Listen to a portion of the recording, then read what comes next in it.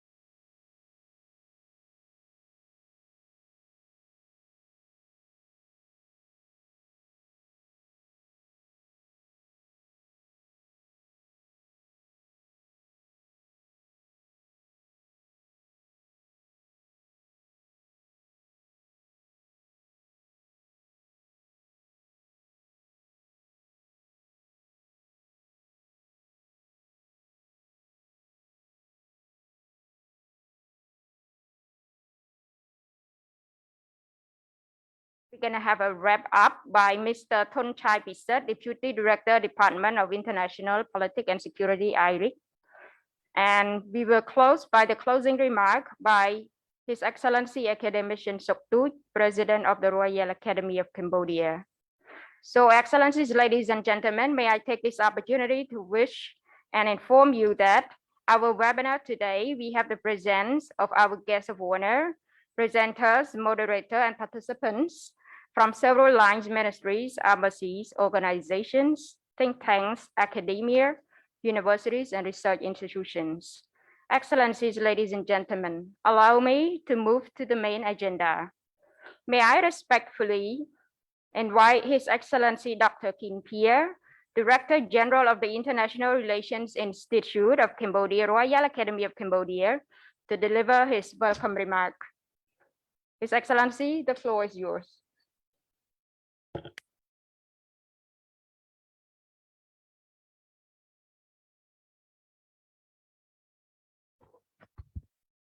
Your Excellency Dina Ratsar, Ambassador Extraordinary and Plenipotentiary of the United Kingdom to the Kingdom of Cambodia, distinguished speakers and panelists, Excellency, ladies and gentlemen, good morning. On behalf of the management and staff of the International Relations Institute of Cambodia, IRIC, especially on behalf of His Excellency Academician Soktut, President of the Royal Academy of Cambodia, and my own behalf, I have the great honor and privilege to welcome all of you here, as well as all online participants joining us through the Zoom platform or following our live Facebook pages to this International Relations Forum on the theme of Indo-Pacific strategies, small state diplomacies. Excellencies, ladies and gentlemen, the Indo-Pacific, originally a geographic concept that merged the Indian Ocean and Pacific Ocean regions, is not a new concept in itself. However, it has become a prominent frame of reference for the analysis of geopolitical and geoeconomic issues in recent years. The Indo-Pacific regional order is under stress, facing volatility and uncertainty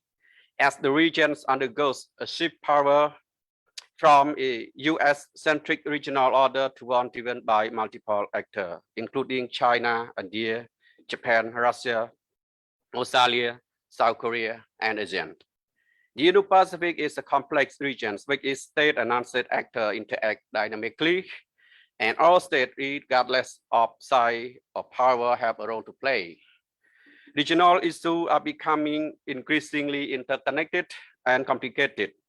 In terms of comprehensive power, no country appeared to be able to establish regional hegemony.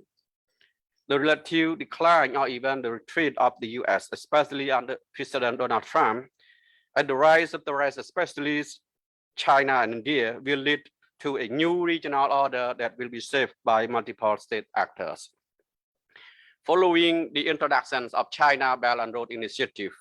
in 2013, the Indo-Pacific strategy and outlook have been developed in various formats and levels by individuals, countries, and regional groupings. The US government under Donald Trump published a series of foundational documents setting out its Indo-Pacific policies. The December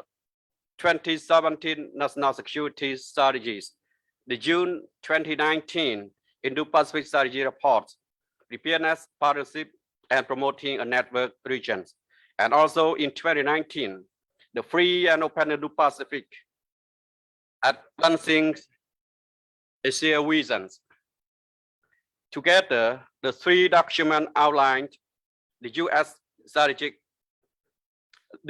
Indo-Pacific strategy as explicitly intended to contain China. China BRIs and the US-led Indo-Pacific strategies as two competing forces. In response, Asia country and regional grouping have developed their own strategies and outlook on the Indo-Pacific to accommodate these two competing visions. In June 2019, ASEAN adopted the ASEAN outlook in the Indo-Pacific. This outlook takes ASEAN centrality as a key underlying principle for the promotions of cooperation within the Indo-Pacific region with ASEAN-led mechanisms such as the East Asia Summit, serving as platform for dialogue and the implementation of Indo-Pacific cooperations. In August 2016, Japan advocated the free and open Indo-Pacific strategies. In September 2018, Japanese Prime Minister Shinzo Abe stressed that the free and open Indo-Pacific strategies derive from the desire to preserve the blessings of peace, cooperating and engaging in Southeast Asia, as well as the United States, Australia, India, and others, and indeed our country and people who share the same goals. The French Ministry of Defense published French Indo-Pacific defense strategies in May 2019, while the German government issued policy guidelines on the Indo-Pacific regions in September 2020, entitled Germany, Europe, Asia, Shaping the 21st Century Together. Similarly, post-Brexit UK also decided to make a strategic shift, placing the Indo-Pacific as the focus of its future diplomacy and security. This new focus was reflected in the global Britain in competitive age, in the integrated reviews of security, defense, development, and foreign policy documents published by the UK in March of 2021. Another key development has been Australia's announcement of its purchase of nuclear submarines and the formations of AUKUS military triad. This has certainly complicated the balance of power equations in the Indo-Pacific and highlight Anglo-America focus on maritime power projections in the two regions. Most importantly, in April 2021, the EU launched its own Indo-Pacific strategies called the EU Strategy for Cooperations in the Indo-Pacific. This signified that the Indo-Pacific had also become a key focus for common strategies of the 27 EU countries. Significantly, of about mentioned Indo-Pacific strategies document, only the EU document highlights cooperations. Under the umbrella of its Indo-Pacific strategies, the US is guiding its alliances to contain or encircle China. For its part, China has deepened engagement with the Asian states through the BRI, the establishments of the Asian Infrastructure Investment Bank, and the creations of the Mekong Lanchan Cooperation Mechanism, and also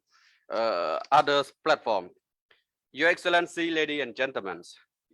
in the context of these two security and development initiatives I have outlined, an important dilemma for many small states is how best to maintain distinction between their demand for preservation of preferences based on the acumen of special vulnerability and demand of other developing countries for retention of these preferences as an indispensable development tool. Practically, ASEAN and its member states do not want to be in a situation that requires choice between the US and China or between the Indo-Pacific strategies and BRI. ASEAN and its member states aspires to see these two prominent initiatives play complementary role as mechanism for development, prosperity, peace, stability, harmony, and inclusiveness within the regions and globally by leaving no one behind. I think there might be a few key questions that can be raised by small states about the Indo-Pacific regions. The first question is, what would the Indo-Pacific look like in the future? The second question, what are the opportunities and challenges of small states? The third question might be, what should the small state diplomatic position and behavior play?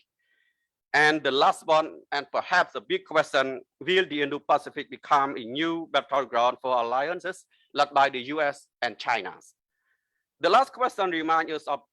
the proverb, when elephant flies, it is the grass that suffers. Elaboration of this question is precise objective of our forum. However, before we proceed to the panel discussion, Mr. Picharadin, Deputy Executive Director of Cambodian Institute for Peace, for Cooperation and Peace, and Mr. Mauricio Pazzello,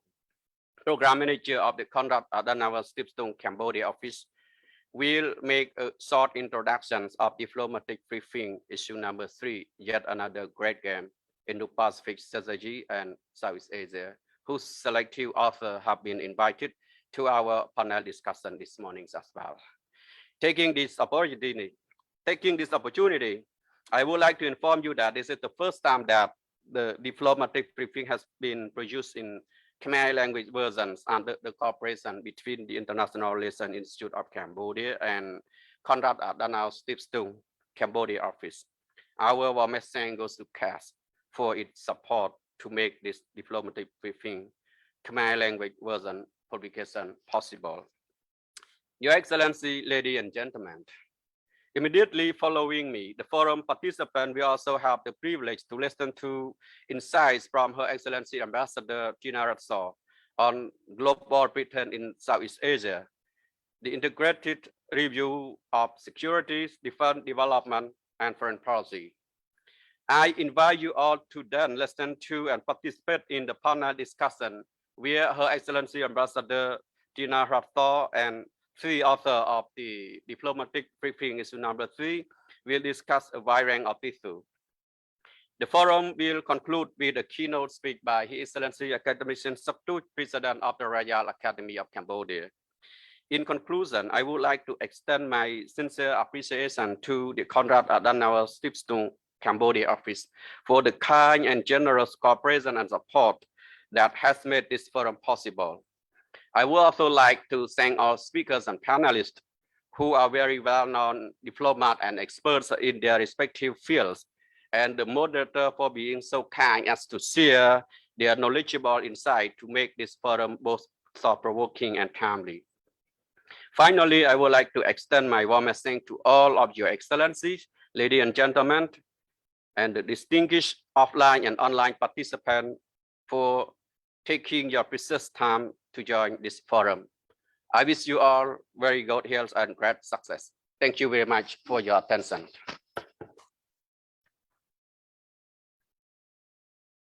Thank you very much, His Excellency Doctor, for your interesting and very impressive remarks. So, ladies and gentlemen, next I would like to invite Her Excellency Ms. Tina Ratsaw, Ambassador Extraordinary and Plenipotentiary of the United Kingdom to the Kingdom of Cambodia, to deliver the keynote speech on Global Britain in Southeast Asia, the integrated review of security, defense, development, and foreign policy. Her Excellency, the floor is yours.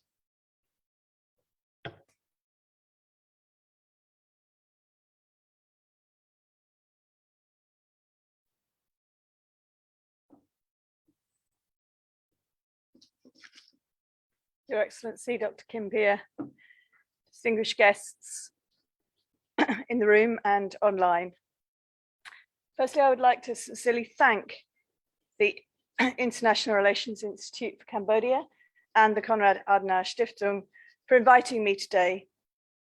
to give the keynote speech for this event on the Indo-Pacific strategy and small state diplomacy. This event comes at an opportune moment as we look forward to Cambodia's hosting of the Asia-Europe meeting, ASEM, at the end of the month, and Cambodia's upcoming chairmanship of ASEAN. It also heralds a new dawn for UK relations in the region as we begin our journey as an ASEAN dialogue partner, the first new dialogue partner for 25 years. But before I look forward, I'd like to take a moment to look back. The term Indo-Pacific is certainly in fashion. As Konrad Adenauer Stiftung's recent publication details, and indeed Dr. Kim Peer mentioned, we're awash, it seems, with new strategies, guidelines, and tilts. But the idea of an Indo-Pacific is actually not new. In the United Kingdom, as far back as 1965, we saw the first attempts of developing an Indo-Pacific strategy. Then, like now, global powers recognized the connectedness of the Indian and Pacific Oceans and their importance in the global economy, global security, and global diplomatic architecture. As we crossed into the 21st century, the economic rise of India and China gave the world a new impetus to expand networks and links with the region, with ASEAN very much right in the center. We now see the aligning of strategy and of resources. And for the UK, this has led to what we are calling our Indo-Pacific tilt. A tilt recognizing that we are not new to this region, but an acknowledgement that as a global power, we must always look to deepen existing economic, security, and diplomatic ties. The details of our approach, as you have heard, are laid out in our Global Britain in a Competitive Age, the integrated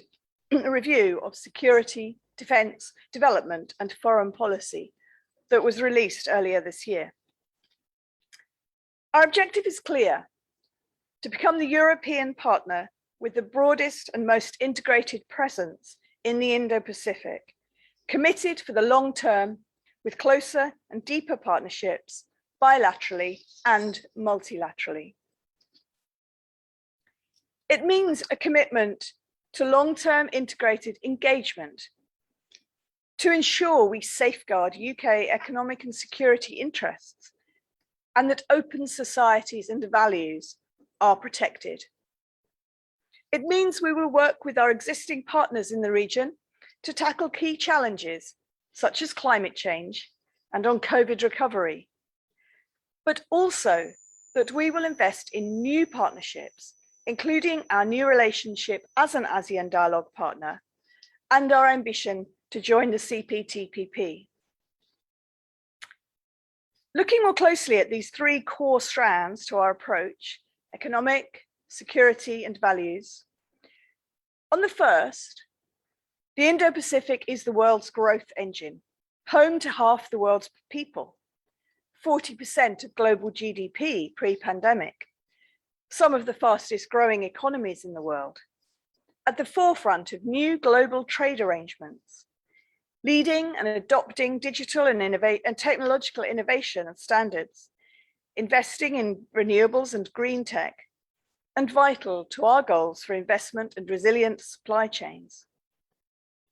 The Indo-Pacific already accounts for 17.5% of UK's global trade and 10% of inward FDI, and we are actively working to build this further, including through new trade agreements, dialogues, and deeper partnerships in science, technology, and data. On security, the region is at the center of intensifying geopolitical competition with multiple potential flashpoints, from unresolved territorial disputes to the potential for nuclear proliferation and miscalculation, to the risks of climate change and non-state threats from terrorism and serious organized crime. It is on the front line of new security challenges, including in cyberspace. Much of the UK's trade with Asia depends on shipping that goes through a range of Indo-Pacific choke points. Preserving freedom of navigation is therefore essential to the UK's national interests. We already work closely with regional partners and will do more through persistent engagement, through our diplomatic network, through building new defence relationships, through our armed forces and our wider security capacity building. And thirdly, with respect to our values, we wish to deepen and expand our partnerships to promote open societies and to uphold the international rules and norms that underpin free trade, security and stability. We remain committed to development in a region that is home to 1/3 of the world's poorest people. We will work closely with like-minded bilateral and multilateral partners, including on global priorities such as girls' education, and as I've already mentioned, tackling climate change. So what is Britain's comparative advantage today? Put simply, Britain's rich experience in economic, security, diplomatic and cultural domains adds up to something. We're the 5th largest economy in the world. The UK is in the top 10 countries in the world for ease of setting up a business. We've produced the largest number of tech unicorns in Europe. Innovation runs through our DNA. With less than 1% of the world's population, we are blessed with 6 of the 30 top universities, more Nobel Prize winners than any other country outside the United States, and 14% of the most cited research. In security, the UK spends more in cash terms than any other NATO member outside the United States.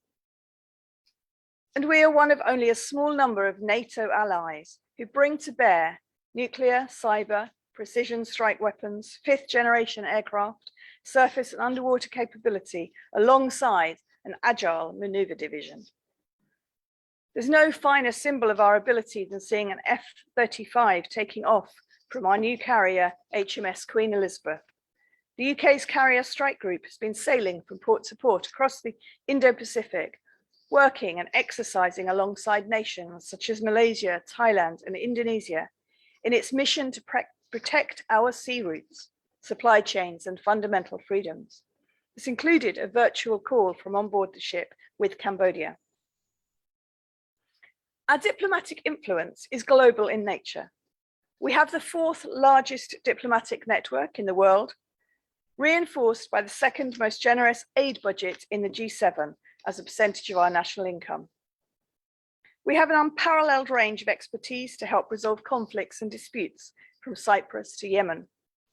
We're a problem-solving nation, and that gives us influence and it gives us reach. We also have disproportionate cultural influence. I'm not just talking about the English language. It's what our people do, our artists, our designers, our writers, our sports people. From designing the next generation of Apple products to producing Netflix series to globally recognized music bands and hosting the most watched football league in the world, the UK is influencing and defending our values. Just this month, on Saturday, we saw the close of COP26 hosted in Glasgow, where we saw the UK host more than 120 world leaders, leading to a step change in ambition on tackling climate change. Having explained our interest in the Indo-Pacific and why the UK can be a partner, what does this mean in practice? Well, it translates into actions. In August, as I mentioned previously, the UK became ASEAN's first dialogue partner in a quarter of a century. Our foreign ministers have travelled repeatedly across the region, including a first ever visit by a British Foreign Secretary to Cambodia in June. We've completed free trade agreements with Australia and New Zealand, deepening our trade relationship with India, and applying to joining CPTPP. We are standing side by side with key partners as part of Asia's oldest multilateral defence partnership, the Five Power Defence Arrangements, which unites us with Malaysia, Australia, New Zealand and Singapore in support of freedom and stability. And as Dr. Kim Pierre has already mentioned, we've recently aligned our long-term friendships with the US and Australia through AUKUS that will help to protect and defend our shared interests in the Indo-Pacific. And we will continue to foster deeper integration of security and defense-related science, technology, industrial bases and supply chains. Here in Cambodia too, we are deepening our ties. We're investing in girls' education, both through the Global Partnership for Education and through local projects. We are working on women's empowerment and gender equality. We are launching our Biodiverse Landscape Fund to protect the livelihoods of local and indigenous communities from changes to their landscapes. And we are tackling serious organized crimes, strengthening the Interpol and ASEANapol networks. We're giving Cambodia a platform to show regional leadership during our hosting of the G7 Foreign Ministers meeting in December. This is the start of a new era of UK-ASEAN relations. As you can see, the Indo-Pacific region matters to the UK. It is already critical to our economic interests and our security, and is a focal point for the negotiation of international laws, rules, and norms. It will become even more important to the UK in all these areas over the next decade. It will be the crucible for many of the most pressing global challenges, from climate and biodiversity to maritime security and geopolitical competition linked to rules and norms. It is vital now more than ever that all those with an interest in the Indo-Pacific to work together to tackle these issues. Thank you.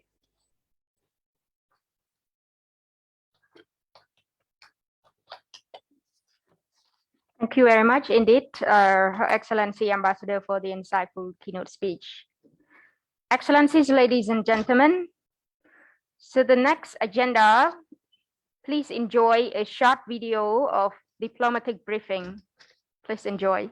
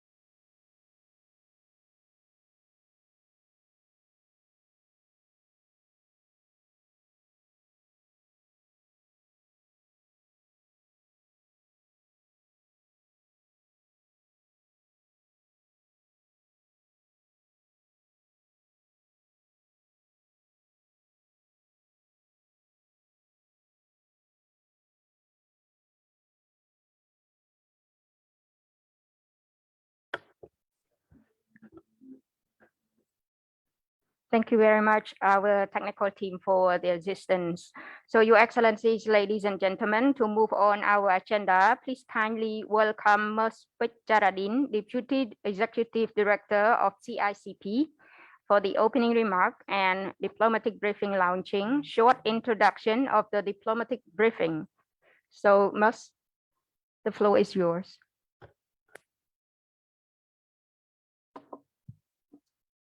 Her Excellency, Mrs. Tina Redshaw, Ambassador and Extraordinary and Plenipotentiary of the United Kingdom to the Kingdom of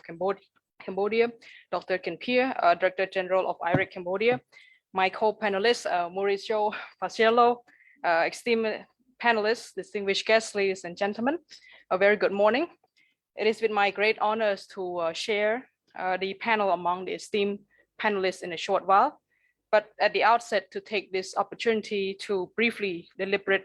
how diplomatic briefing come about. The volume that you're holding now is in fact the third volume already. CICP and CAS Cambodia have jointly initiated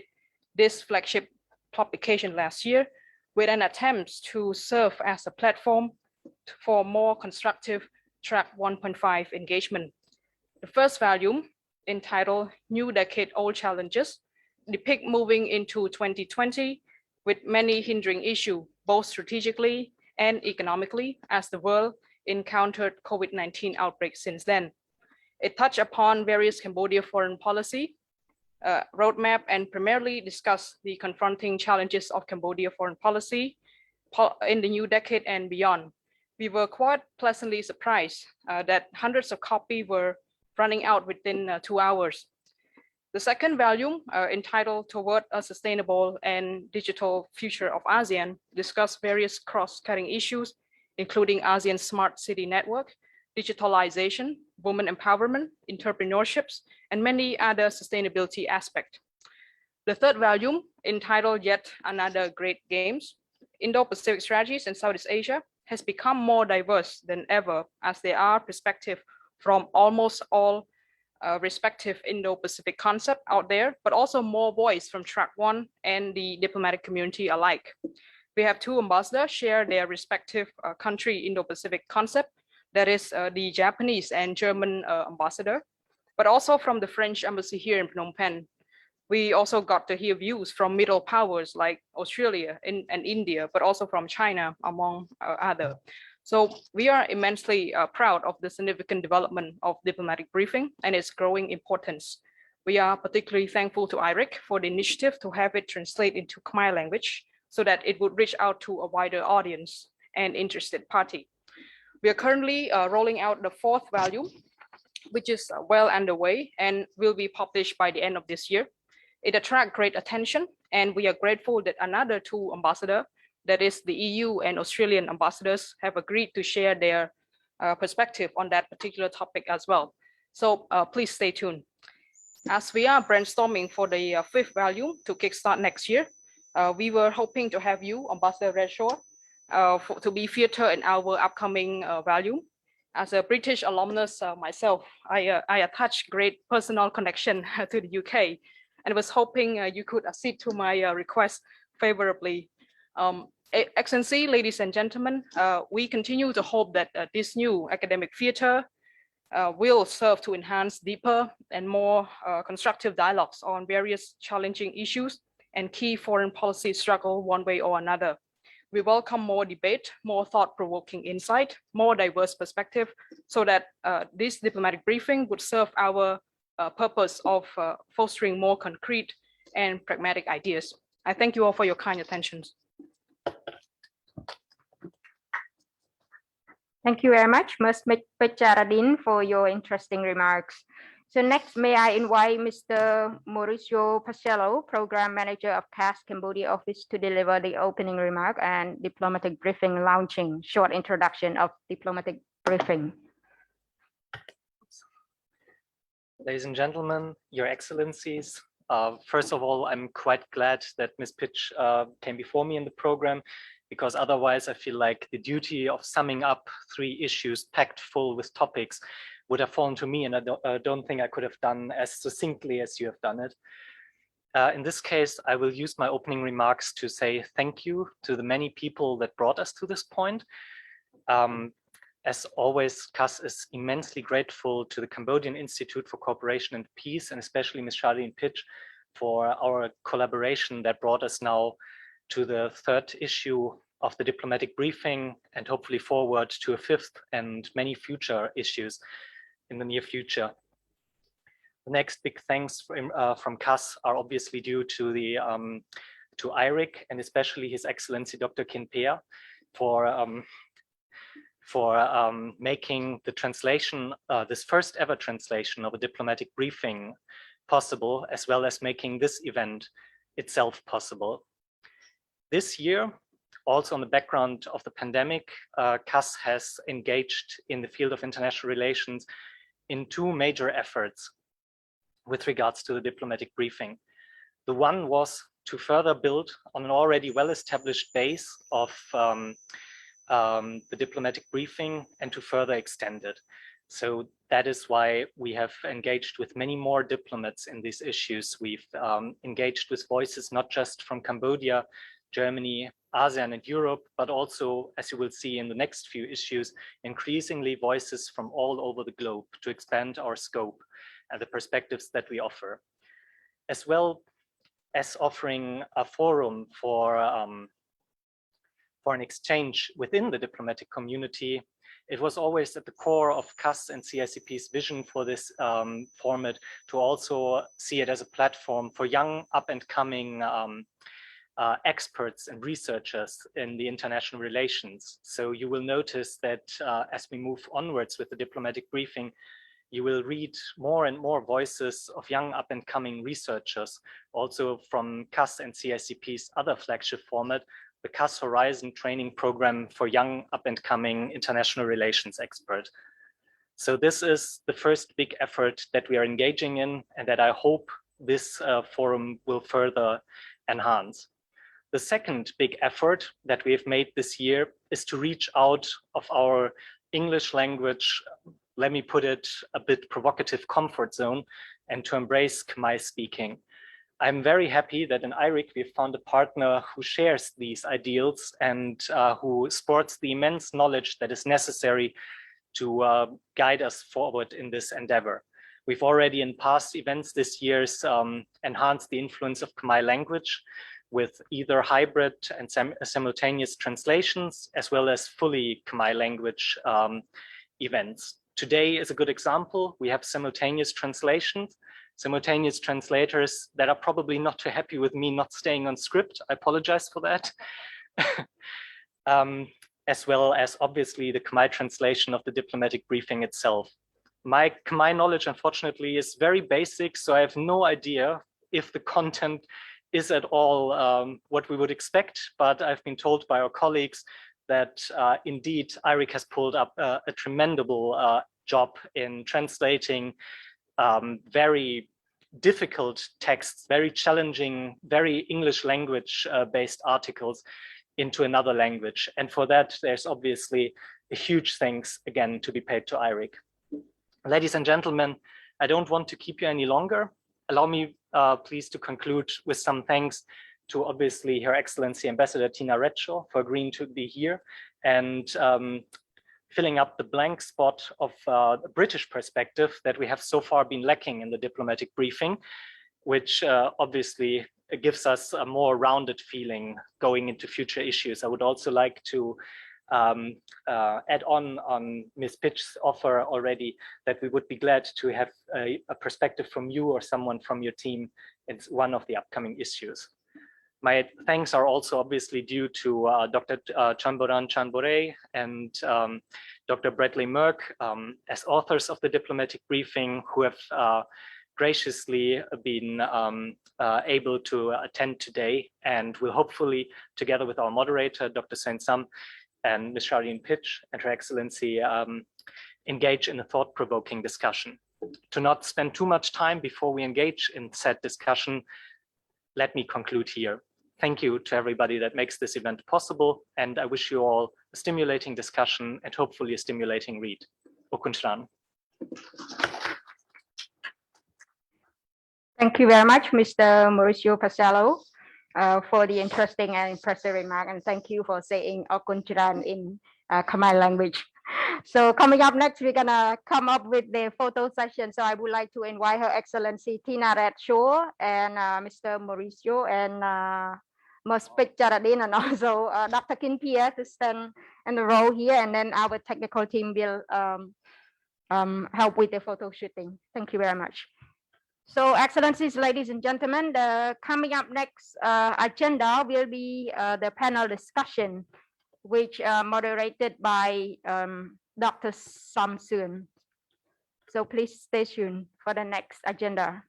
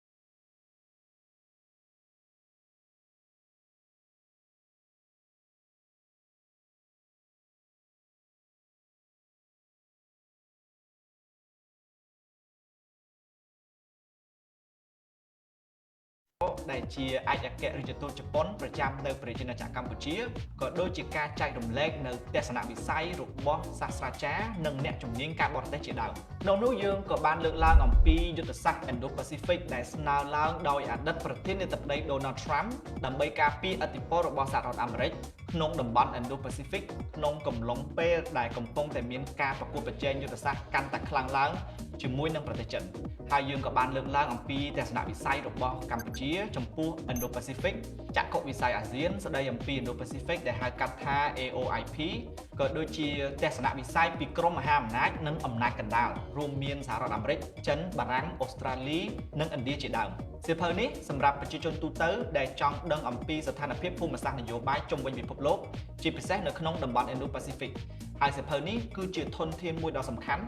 សម្រាប់សិស្សានុសិស្សដែលកំពុងតែសិក្សាជំនាញទំនាក់ទំនងអន្តរជាតិអ្នកការទូតអ្នកបង្កើតគោលនយោបាយក៏ដូចជាអ្នកជំនាញការបរទេសជាដើមមិត្តអ្នកអានទាំងអស់ដែលមានចំណាប់អារម្មណ៍អាចចូលទៅកាន់គេហទំព័រផ្លូវការរបស់ CAS Cambodia www.cas.de/cambodia ឬអាចយកជា hard copy នៅការិយាល័យរបស់ CAS Cambodia ផ្ទាល់នៅពេលដែលយើងដាក់បោះពុម្ពផ្សាយជាផ្លូវការសម្រាប់សាធារណជនសូមអរគុណ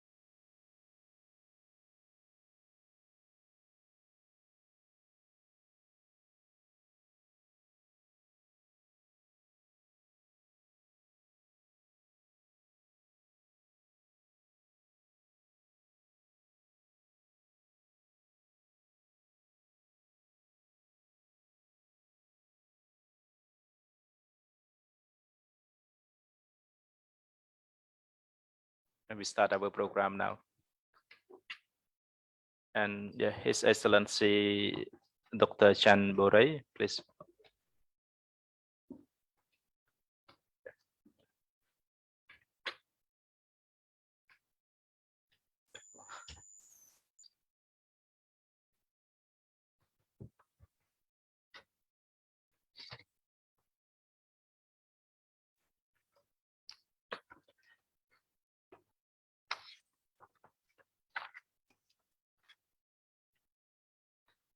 Ladies and gentlemen, now our next session, we need to start right now. But before we start, let me take this opportunity to introduce all distinguished speakers to our participants who are participating in our forums today, and especially those who are joining us online, Zoom. And in our panel discussion right now, we have 4 distinguished wonderful speakers, and that will share their experiences on the small state diplomacy. I think that is very important for Cambodia, because Cambodia is a small country, and Cambodia also will be the chair of ASEAN next year in 2022. So first of all, our distinguished speaker today is Ms. Tina Redso, the Ambassador Extraordinary and Plenipotentiary of the United Kingdom to the United States, to Cambodia. Okay, welcome. Yeah. Thank you. And then and then we have Ms. Pacharadin, the Deputy Executive Director of Cambodia Institute for Cooperation and Peace. So, okay, welcome. Yeah. Yeah. And then we have His Excellency Dr. Chien Boran Chan Borey, okay, Director General of the Information Research and Analysis Group, Ministry of Foreign Affairs and International Cooperation, and Strategic Advisor and member of board of the directors of the ASEAN Vision Institute. Okay, welcome, Doctor. And the last special speaker, Dr. Bradley Murch, Senior Advisor and Distinguished Research Fellow at the Cambodian Institute for Cooperation and Peace, in addition to various academic appointments here in Cambodia. Okay, welcome, Dr. Murch. Okay, as we, before this, I am sure that all of the distinguished speakers heard the wonderful opening remarks of His Excellency Dr. Kinpia about the Indo-Pacific strategy, because and then Ms. Pacharadin also mentioned about the Indo-Pacific strategy, because in the diplomatic briefing, I read the article of our speakers today, His Excellency Dr. Chan Borey, and also the AC, also Charadin, and also Dr. Murch, that contribute the papers, the article in the diplomatic briefing. And so my first question today, because before this, Dr. Kanpie mentioned about the different perspective on the Indo-Pacific strategy. So my first question to all distinguished speakers, I would like to start with the ambassador first. So because during the last time, the UK, the United Kingdom, participated in the AUKUS and other important alliance with the United States, especially in the Indo-Pacific strategy. So in your personal perspective, do you think that is this strategy intended to contain or circle China? Okay, thank you.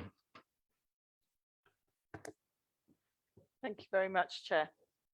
I think the first thing to say is that in diplomatic world, all nations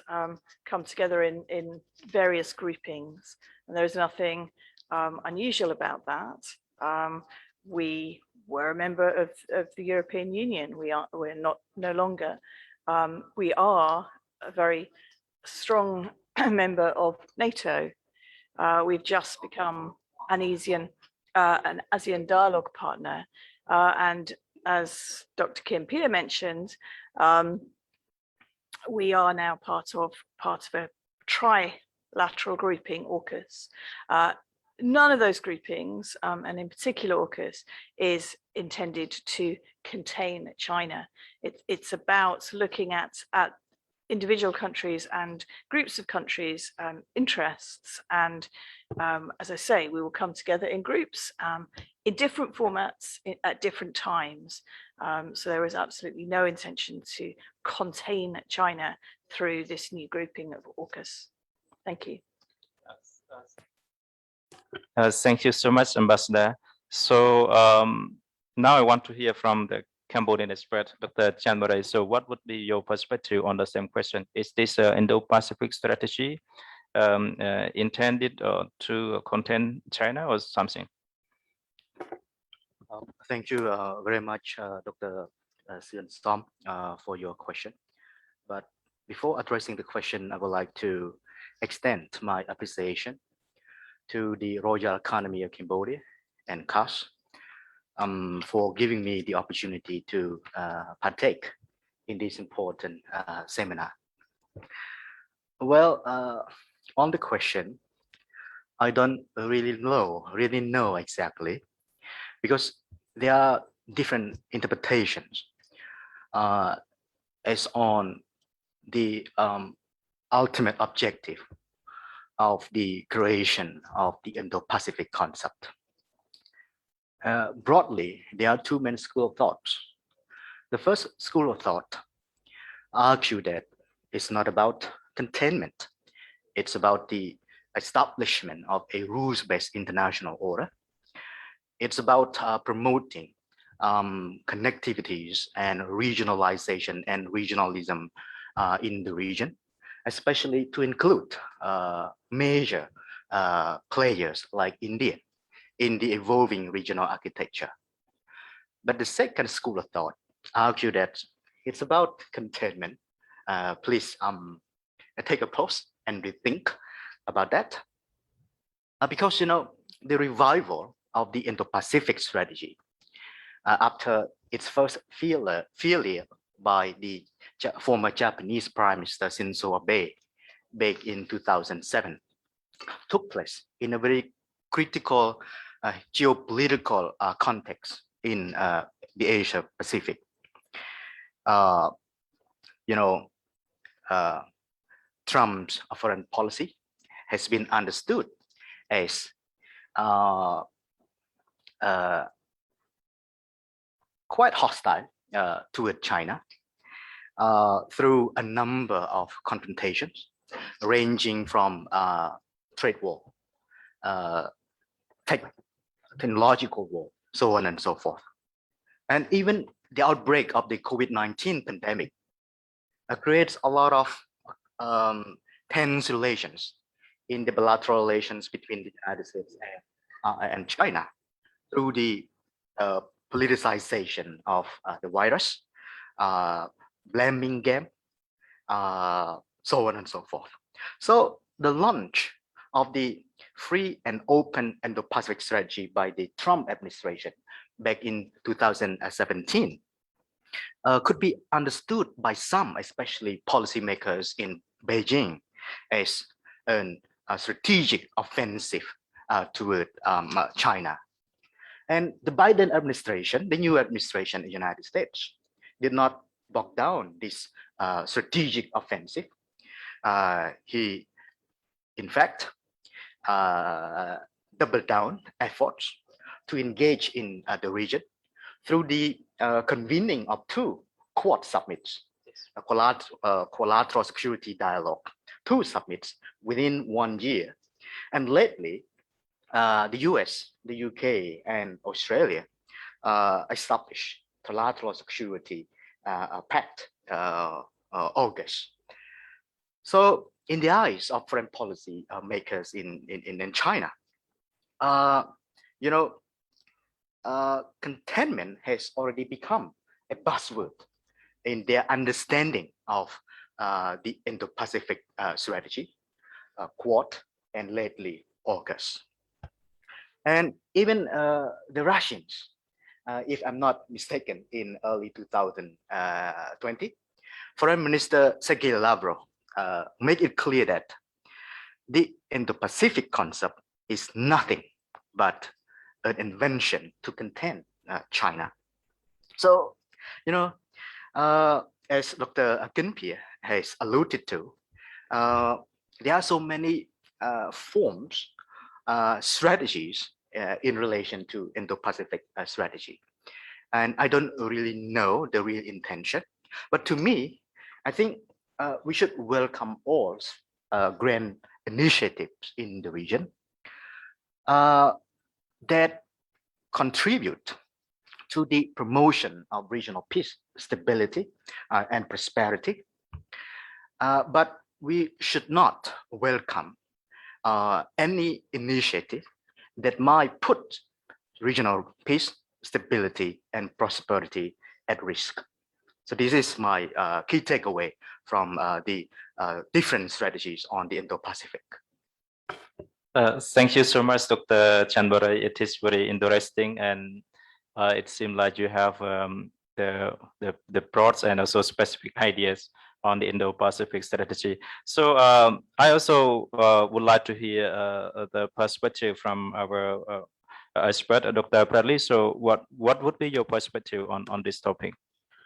Overall, I think it's quite straightforward. Actually, sorry, let me begin by thanking again His Excellency Dr. Kim Pia, the Royal Academy, Academician Soktuch, along with the Konrad Adenauer Stiftung for bringing us all together today. It's wonderful to see so many old friends. On the question of containment, as a career academic, I would agree that there are multiple perspectives, including those set out by Beijing as well as by Moscow.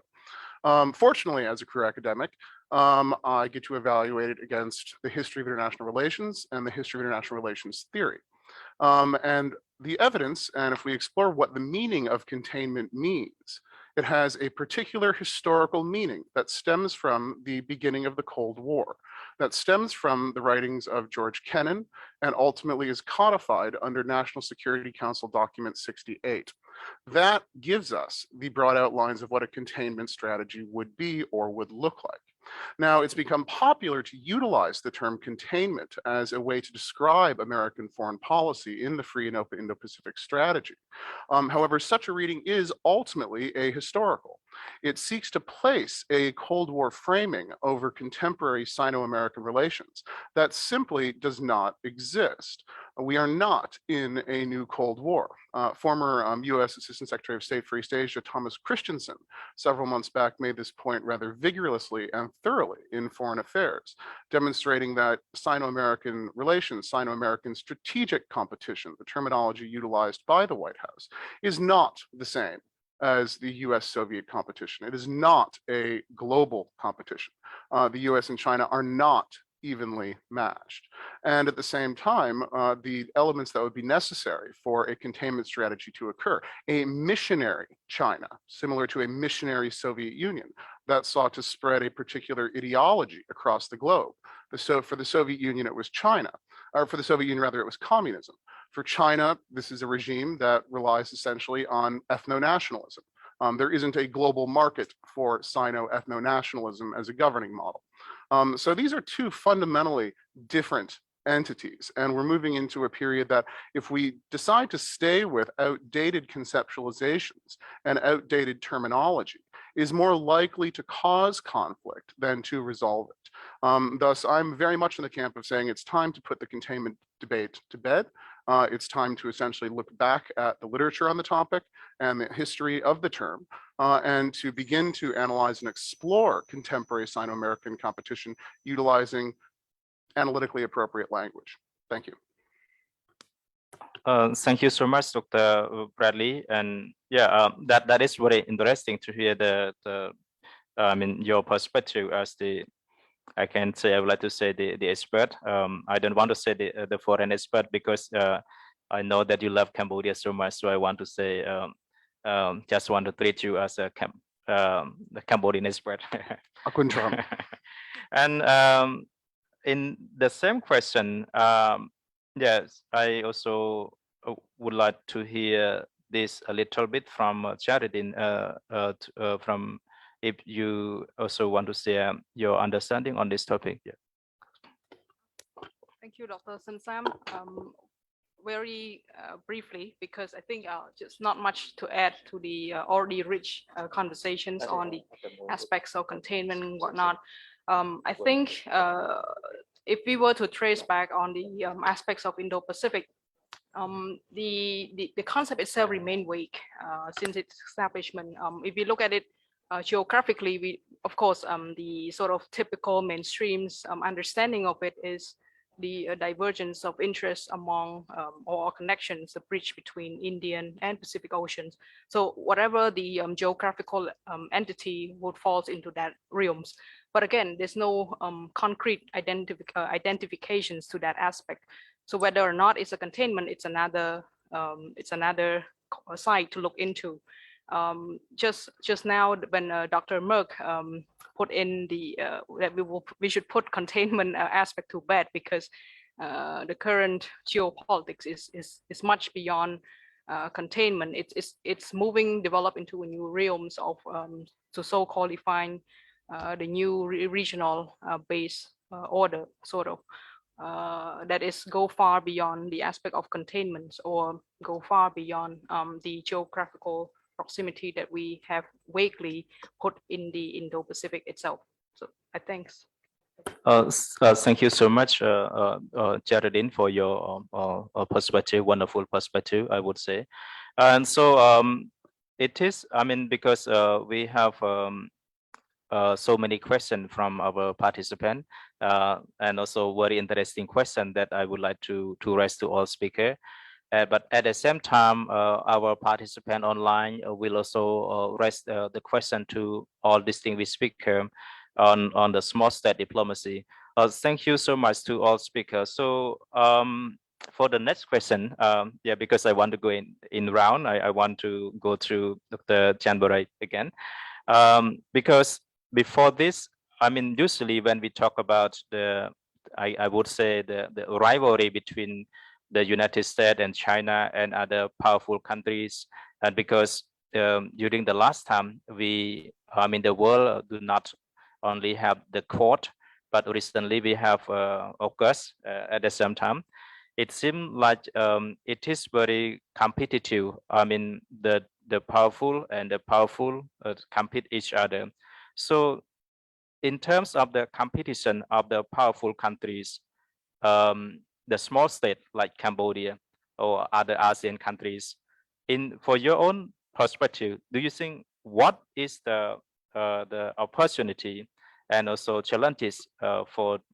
the small state like Cambodia? So I would like to clarify the question. So the question is, what are the opportunities and challenges for small states in the evolving regional architecture, especially the Indo-Pacific and AUKUS? Okay. I think there are both opportunities and challenges for small states from the evolving geopolitical complexities in the region,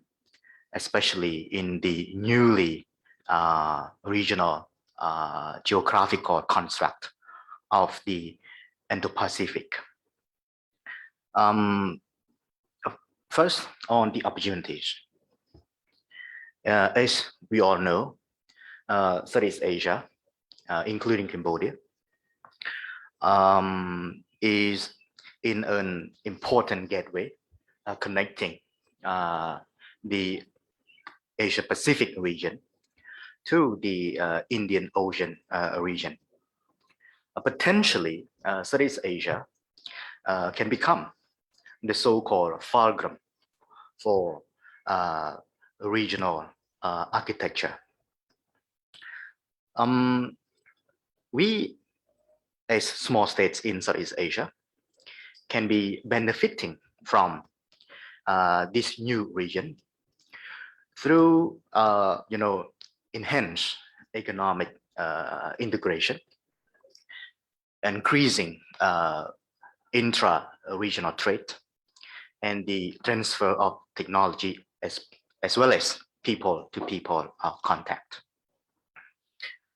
And ASEAN and its member states can be the part and parcel of the creation of the new regional architecture. However, there are some certain risks and challenges for small states in the region, especially ASEAN member states. Because with the creation of many new regional security geo-economic initiative, ASEAN centrality can be put at risk. ASEAN unity can be at risk as well because of the mounting pressure from the geopolitical competition in the region. And if you look at the history of ASEAN, ASEAN member states do not want to be simply the followers of regional norms and rules. They want to be the initiators of regional norms and rules as well. And they have been trying to, socialize ASEAN norms and rules, especially the ASEAN way, to countries in the region and external major powers. So more importantly, some ASEAN member states, perhaps all, are quite concerned as well about, as I mentioned earlier, the real intention of the creation of the new region, the real intentions of the establishment of the new initiatives in the region. Their concern might be, it would be an old wine in the new bottle. It might be just a packaging of old age strategy in great power competition, and we cannot rule out such a scenario. ASEAN need to well prepare for such a scenario, and for ASEAN and for its member states, I think we have no choice but to take part in the Indo-Pacific region. But we need to be proactive in creating, presenting our new, our rules, our principles, our norms, especially principles, rules, and norms which are stimulated in the ASEAN outlook on the Indo-Pacific that was adopted by ASEAN leaders in late 2019. ASEAN and its member states should work together to focus less on security, less on geopolitical competition, but more on practical cooperation, functional cooperation, especially advance the 5 key areas in the ASEAN outlook on the Indo-Pacific, like maritime cooperation, connectivity, sustainable development 2030, economic and other areas of cooperation. So these are or should be way forward when we talk about the Indo-Pacific region. Thank you so much, Dr. Borai. It is very interesting, and what I like the most of your example is an old wine in the new bottom, in the new bottle. That is what very interesting, and yeah, I think I don't know how much that I love in that phrase, but I think it is very interesting to describe the situation of the situation like you mentioned. So in the similar question, I would like to go to Jaredin first, and then I'll come back to Ambassador. Jaredin, how in your own idea, how the small states should act amid the global power shift and rising strategic and economic uncertainty? Yeah, please. Thank you, Dr. Samsam. I think there's no magic ball to these questions, and there's no uniform strategies for small state either. Every state has their own national interest, national foreign policy, national strategies to go about amid the current geopolitical realms and major power rivalries. And so there's no uniform answer or strategy or approach to this very questions. But I think one of the aspect that we can look into is how much state can maneuver around. And of course, that would link to primarily the aspect of challenges. Small state, of course, have less room to maneuver compared to major power. Of course, we do have our own foreign policies, but and strategies, but small states has to sort of surf the wave of regional geopolitical dilemmas, and in that, I think most states would have to go with diversification. You wouldn't want to put your eggs in one basket. You have to diversify as much as possible, minimizing the risk, maximizing the gain through economic advantage, through cooperation, through pragmatic spheres of cooperation in all aspects, like Dr. Bray mentioned earlier, but also to minimize the risk of geopolitical competition that could be influenced or could be rolled out by major power and their strategic influence to the particular region of which the small state resided. Thank you. Thank you so much, Ms. Geraldine. So because of the time, actually, we have so many interesting questions, but Ambassador asked the Ambassador to Cambodia. So in your own perspective, to the small state, like Cambodia and other ASEAN countries, do you think in this context, what are the main challenges of small state diplomacy? Thank you, Dr. Sam. I think as our two distinguished panel members have already said, small states do have to tread a careful path between other small states and the big powers. But as both have also said, there are opportunities. The opportunities come from the increasing connectivity that we see throughout the region, through greater trade paths. But the challenge is, as well as being the potential for being caught up between those great power rivalries, is also around the human capacity development. And I think for diplomacy from small states, and this echoes something that Charadine just said, that whilst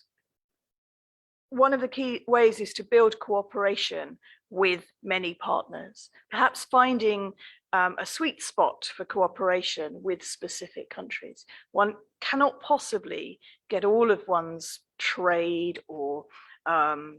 development cooperation or education partnerships from one partner, big or small, and therefore finding ways to trade with certain countries, to link up on, for example, technology transfer. I mean, one good example is how Cambodia has been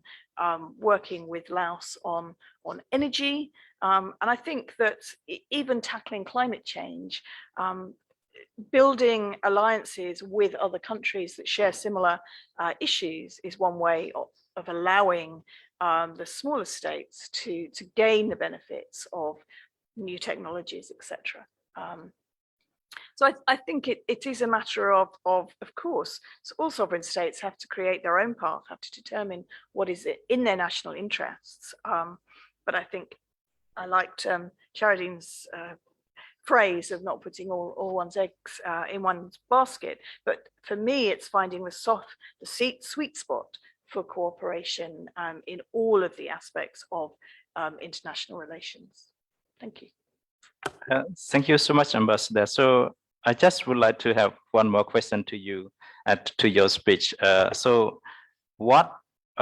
in that kind of situation do you think, what if the powerful country force the small state to take sides? So what would be your perspective? Depends what you mean by force. I suppose there's a difference between forcing and actually aggression and forcing my arm behind my back, or whether it's softer forms of coercion. Again, I think the strength for small states is having strong relationships with other neighboring states and across the globe, in fact, and being able to have options and be able to choose. I think Cambodia's membership of ASEAN is a very important piece of not just regional architecture, but diplomacy for Cambodia and all of the member states. I think we're seeing some really big benefits for all of the countries, but I think particularly the small states, member states in ASEAN. And I think that having those links is really crucial in order to prevent a sort of, if you like, a takeover. From your words, I sort of felt that forcing a small state, you mean by trying to sort of take over the diplomacy or take over the rules that exist in a small state. But I think that can be deflected by having strong relationships across the region and globally. Thank you. Yeah, thank you so much, Ambassador. Now, I want to go to Dr. Bradley in that very similar question. And you can also comment on the previous question if you wish to. But my question to you is that why is diplomacy important in the 21st century, especially for the small state country? Yeah, Dr. Merch.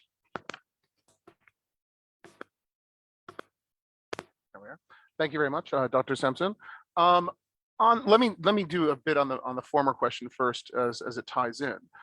so closely. At the end of the day, diplomacy becomes more and more salient for states that do not have large-scale power projection capabilities. As was famously said, I mean, war is the continuation of politics by other means. And so we want to stay in the politics. We don't want to be in a situation in smaller countries that do have significant weaknesses in terms of power projection capability. We'll find it more and more necessary to rely on diplomacy. Also, large states, the United States and China. We have the upcoming meeting, at least online, between President Xi and President Biden. Moving ahead, diplomacy is vital for all at the end of the day. For smaller states, at the same time, it becomes even more essential because of the absence of other tools in their, in a literal sense, arsenal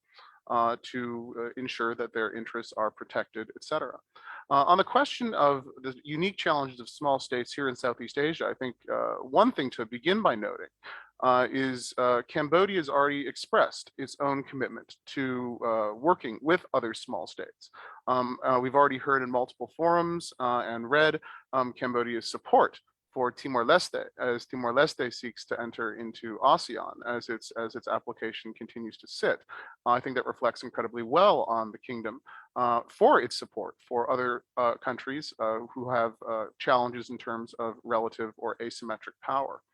At the same time, I think the solution is also the challenge. In my view, the solution is ASEAN. The solution for Southeast Asia is more ASEAN. But at the same time, we also recognize the fact that ASEAN does have its own challenges. ASEAN does have three competing pillars, or three rather hopefully complementary pillars, but sometimes can be seen as competing or overly focused on one. There's questions of ASEAN technical capacity. There's questions of whether the consensus model should continue and how ASEAN will develop as an institution to meet the challenges of 2021 and onwards. It's an open question how that institution will evolve. Sino-American competition, together with the negative externalities of COVID, may have very well given and created the critical juncture necessary for sufficient institutional reform, because at the end of the day, the countries of ASEAN comprise 650 million people. And that simple reality, the sheer size of Southeast Asia, as a unified bloc operating through a deeper, more integrated association of Southeast Asian nations, changes its approach, it changes its outcomes, and the preservation, the development of the concept of ASEAN centrality. And as was stated by various individuals, the formation of AUKUS, et cetera, that this was not remotely contrary to their commitments to ASEAN centrality. But building that principle, integrating that principle, utilizing that principle of ASEAN centrality, and fleshing out what it really means is, as I see it, how smaller states, particularly here in Southeast Asia, obviously here in Southeast Asia, will have the greatest voice, the greatest strength, and be able to successfully navigate the challenges of the new geopolitical equilibrium in which we currently find ourselves. Thank you. Thank you so much, Dr. Bradley. Yeah, it is very interesting to hear like perspectives from our distinguished speaker. But Ambassador, I would like to go to you again, because there are questions from our participants that one, I think you have also respond in your first speech, but I would like to raise that question again. In terms of security of the region, raised by Her Excellency Ambassador, the Indo-Pacific strategy is important to control all what are happening within those regions. The question, do you consider the creation of Indo-Pacific strategy is a significant platform which again be an eye of China? Do you consider the creation of Indo-Pacific strategy as a significant platform which again the Belt and Road Initiative of China? Thank you very much for the question from one of our online viewers. It is not to, our Indo-Pacific strategy is certainly not to, as a platform against the Belt and Road Initiative. I think it's an extra lever that we can have in our relationships and in our diplomacy across the region. Indeed, with the Belt and Road Initiative, we regularly talk to my colleagues in Beijing, regularly talk to the Chinese authorities about their Belt and Road Initiative, and there are instances where indeed UK companies have been engaging with plans for aspects of Belt and Road. I think all the speakers this morning have talked about you know, whether however many Indo-Pacific strategies that there are, it's about individual countries and doing their diplomacy. It's a way of making sense, if you like, of the new geopolitical equilibrium that Bradley just mentioned, and enabling us to deal with the multiplicity of trade agreements. You know, no longer, we're not just talking about bilateral trade agreements now, we're talking about these very multilateral trade agreements. You know, I've seen diagrams of sort of who's in RCEP and who's applying to CPTPP. You know, great Venn diagrams of flags, and we can't get away from that. And I think that having such strategies for any part of the world enables us as practitioners to sort of see where our interests lie, and indeed our building on our relationships and practicing our diplomacy. Thank you. Thank you so much, Ambassador. Thank you. Dr. Borai, in that that question because I read your paper, your article, because your article also very similar to the question that has been raised. So in your article, there is in your paper, there is a question that you asked in your paper. You wrote that why do we need to create an entirely new region? So what would be your strategy in that? Thank you, Dr. Sương Song. Yes, indeed, it's a provocative question. You know, the Indo-Pacific has become an important lexicon of security in the region. And, you know, the geopolitical element of the concept has been very, very robust, dynamic. But as a student of strategic studies, I tend to paint the broader picture of, you know, regional architecture, not only about geopolitical dynamics, but we need to look at the geographical footprint about normative foundation of the concept and about functional cooperation of the region. So from a geographical perspective, there is no scholarly consensus on where is the Indo-Pacific. There have been many footprints or blueprints on the Indo-Pacific, and there have been a number of strategies on the Indo-Pacific, but it is less clear when it comes to the membership in the region, the boundaries of the region, and these are pretty much subject to different interpretations. From a normative point of view, there is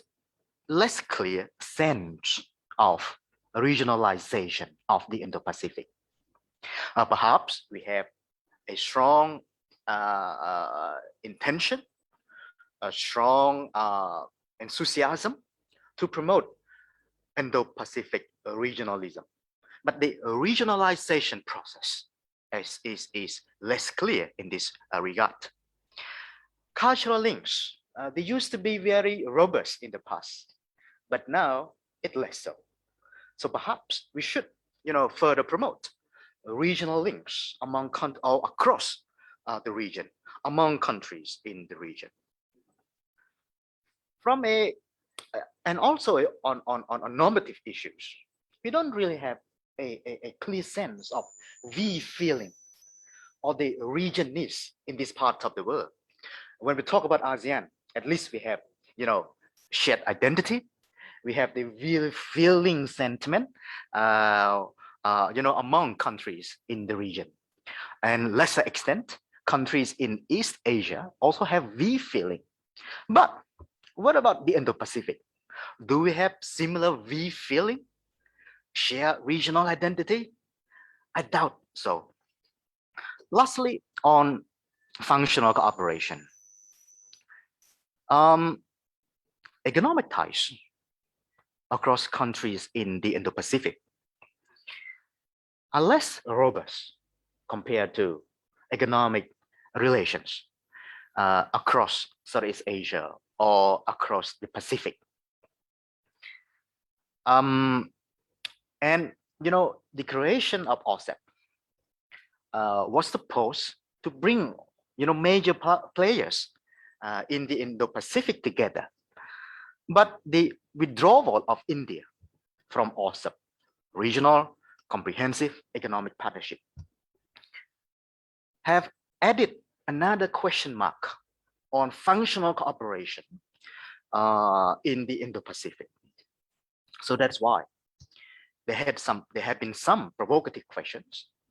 One in which is, why do we need to construct a new region? without clear geographical blueprint, firm normative foundation, and robust functional cooperation. Now, coming back to geopolitical dynamics in the Indo-Pacific, our panelists have discussed a lot about ASEAN. Yes, ASEAN is experiencing mounting pressure from geopolitical dynamics in the region.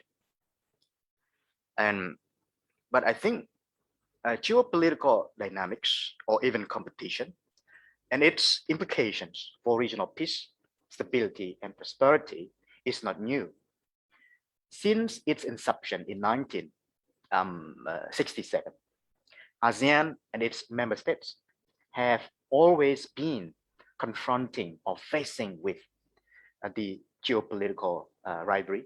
and its implications for the region. So the competitions in the past and now might further unite rather than divide ASEAN because of the simple reason. And the reason has been the cliche among scholars and policy makers in the region. That is, if ASEAN do not hang around, they would be hung up separately. So we have no choice but to work together to maintain and promote ASEAN's unity and centrality in the geopolitical turbulences of our time. And I think unity and centrality are key for ASEAN to navigate through this critical juncture of human history. Thank you so much, Dr. Chan Boray. I think the discussion is going more and more very interesting because we explore different perspectives and also different ideas on ASEAN. So in this very similar discussion, Geraldine, I also want to go to, because I read your papers many different times. And so in relation to the speech of Dr. Boray, so you think, has ASEAN been prepared for the next phase of the region geo-economic, geopolitical, and the geostrategic landscape? Yeah, please. And let me remind you that that is also the question that you raised in your paper. Okay, thank you. Thank you, Dr. Sun Sam. Before I elaborate, has ASEAN prepared for the next phase? What is the current phase that ASEAN is facing? That is still debatable to many. Of course, we witnessing the recent or the dynamics regional security architecture. We witness the dynamics geo-economics cooperation and competition. But what is the current phase that we are standing before we discussing the next phase that we are looking into? And I think if you refer to this in my paper that you just elaborated, I think I would looking at AOIP, ASEAN Outlook on the Indo-Pacific. That is sort of intends to be a roadmap as to what ASEAN should surf the wave again in the regional turbulence sort of.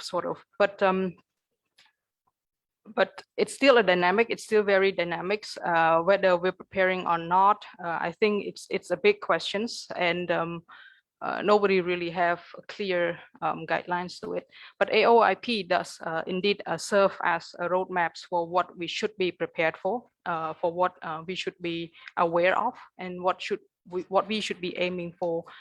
Instead of bandwagoning around the existing Indo-Pacific concept out there that I briefly mentioned during my talk, my earlier talk in the panels. So that will be my input for that. Thank you. Thank you so much, Geraldine, for your answer. So I also read the paper by Dr. Merch. It is very interesting. Actually, just read again and again to ensure that I understand your perspective. So, but there is one more question, and it is there is one question, and I take it from your paper as well, because in your paper you wrote that what are the uncertainty, anxiety, and mistrust over the FOIP. So and why those things take place? So, Doctor. Of course. FOIP, when it was rolled out, I think there was a significant amount of misunderstanding of FOIP. This heavily came out of obviously the period in time with the Trump administration, with Donald Trump's personal popularity obviously not being exactly globally high. And FOIP is being seen, I think, mistakenly as some sort of shift in American policy, where in fact it built on the continuity of the Asian pivot developed by the Barack Obama administration earlier. So I think some very severely bad optics on the part of the Trump White House, along with a framing presented by some that this was a sudden change rather than a gradual change. We had seen decisions already by Washington to fundamentally shift the locations of troop placements to Guam, et cetera. And also we've seen within domestic American discourse over the last 20 years, the idea of the US as a Pacific power more than an Atlantic power. As the economic center of gravity of the United States gradually moves westward, and as the United States also has significant territory in the Pacific region, whether it's Hawaii, whether it's Guam, the Northern Marianas Islands. There are 275,000 citizens living in this region, just as France has its own territory and citizens in any region that would be defined as Asia Pacific or Indo-Pacific. Britain has its incredibly unique role in the Commonwealth of Nations and its close historic ties to multiple countries within the region, et cetera. So FOIP broadly was something that was, I think, misunderstood by some at the outset, but I haven't seen any polling that's indicated that it's been received with any high level of hostility, any significant opposition. Now, obviously that would have to exclude Beijing, which clearly sees it as a threat to China's desire for single line hegemony over all of Southeast and East Asia. And China has consistently presented the FOIP in a negative light through propaganda outlets such as the Global Times and other all Chinese media being state controlled under the Ministry of Propaganda. So it does become a little bit challenging to have to respond to that sort of approach. But overall, I think we've seen as various other countries, as Germany, as France, the European Union, ASEAN, as others have developed their own Indo-Pacific strategies. It's been seen as one amongst many. And at the same time, I think we'd see similar criticism if the United States did not have a clear policy towards the region. It would be criticized from the other side, saying, well, why isn't there a policy? Why isn't there a distinct approach that's being taken? Does this illustrate the US's lack of engagement, lack of focus upon the region? So I think that reasonably well, or probably overly covers it. Thank you very much. Thank you so much, Dr. Bradley. So in this question, I want to have one more follow-up question just to you, because as the American scholar, as the American expert, I remember, yeah, I'm not treating you as a Cambodian anymore. So as the American expert, so I remember when I was in Tokyo, Japan, in the Indo-Pacific Forum, my question is that because of the changes in foreign policy of the United States, when you change the president and you change the policy, and then some of the alliance, ASEAN member states, I can say they lose the trust to the United States. And also, not in my own observation, not only ASEAN country that sometimes lose the trust to the United States. So what would be your perspective for the United States in order to gain the trust from the small state like ASEAN, especially Cambodia? Thank you, and I accept being the American. Even although I should have been, I'm a private citizen. I don't speak for the United States government in any capacity. It is essential that the United States continues and works to build, and in many cases to rebuild, trust that was lost during the Trump administration, particularly with smaller countries. And I think we've seen in the Biden administration and even during the Trump administration, via significant provision of foreign aid, significant American private investment, looking at the relaunching of the Lower Mekong Initiative as the $154 million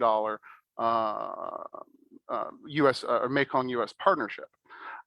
Through that sense of direct support, along with, and while it was late to the game, the US now being the largest donor to the global COVAX initiative and continuing to supply large amounts of vaccines, those that are globally recognized, to various countries can only have positive impacts. At the same time, the expansion of cultural programming. As Ambassador Redshaw was noting, we in the United States have also adopted English, but English is not the only aspect of and we've adapted it to some degree. But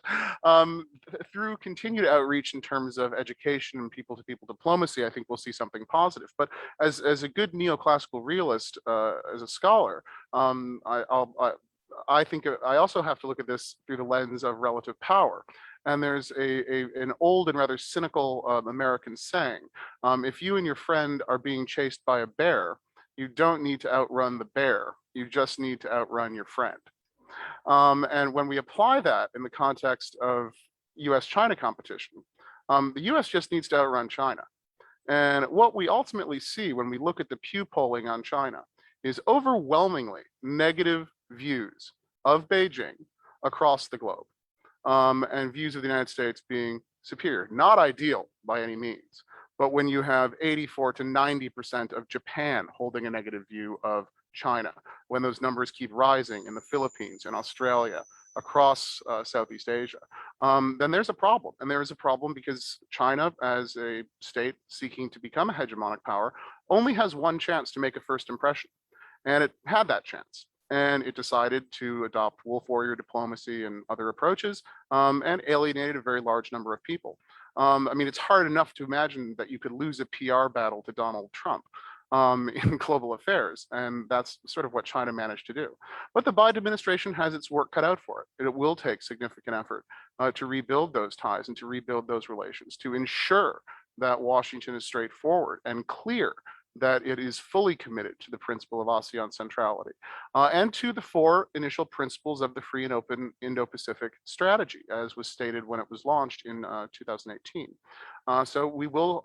have to watch, we will have to wait. It's not going to be easy, and hopefully it will ultimately result in a stable, peaceful Southeast Asia and a stable, peaceful globe. Thank you. Thank you so much, Dr. Bradley. So the same question to Dr. Chanbarai. So as the expert, as a Cambodian expert on this, yeah, I just want to say congratulations to your book as well in Roslik. That is very famous one. So as a Cambodian expert, what do you want to see from the United States? Because in that similar question, especially here in Cambodia, we heard many times that on the changes of the foreign policy of the United States made the ASEAN countries to lose the trust. So in your own perspective, what do you want to see from the United States in terms of how to gain trust from the small state? Thank you, Dr. Sun, for this difficult question. I am speaking on my personal behalf. I think for small states like Cambodia, we do not wish to take side in any geopolitical competition between and among major powers. Cambodia in particular only wishes to remain neutral and uphold its non-alignment policy, which is enshrined in its constitution. If you look at Article 53, you can clearly see the fundamental principles of Cambodian foreign policy are neutrality and permanent neutrality and non-alignment. Cambodia also wishes to be friends to all and enemy to none. And we want to build a rules-based regional order, if not a rules-based international order, where everyone play by the rules. And when we talk about rules here, we have to be careful. Rules must be in line with international law. And regional international order must be inclusive, anchoring on the United Nations. Because there have been a lot of debates on the rules-based international order by asking three provocative questions. What rules, whose rules, and who implement the rules? So we have to be careful on that. So the rule must be implemented universally, in unison, not selectively, and with double standards. So consistency, inclusive rules-based international order are what small states like Cambodia want to see. Cambodia also want to see major powers, including United States, major power support for ASEAN, the ASEAN community building, because since becoming a member of ASEAN in 1999, the regional grouping has become one of the cornerstones of Cambodia foreign policy. So we want major powers, including United States, to continue its support for this regional collective security project. But we don't want to see major powers just to pay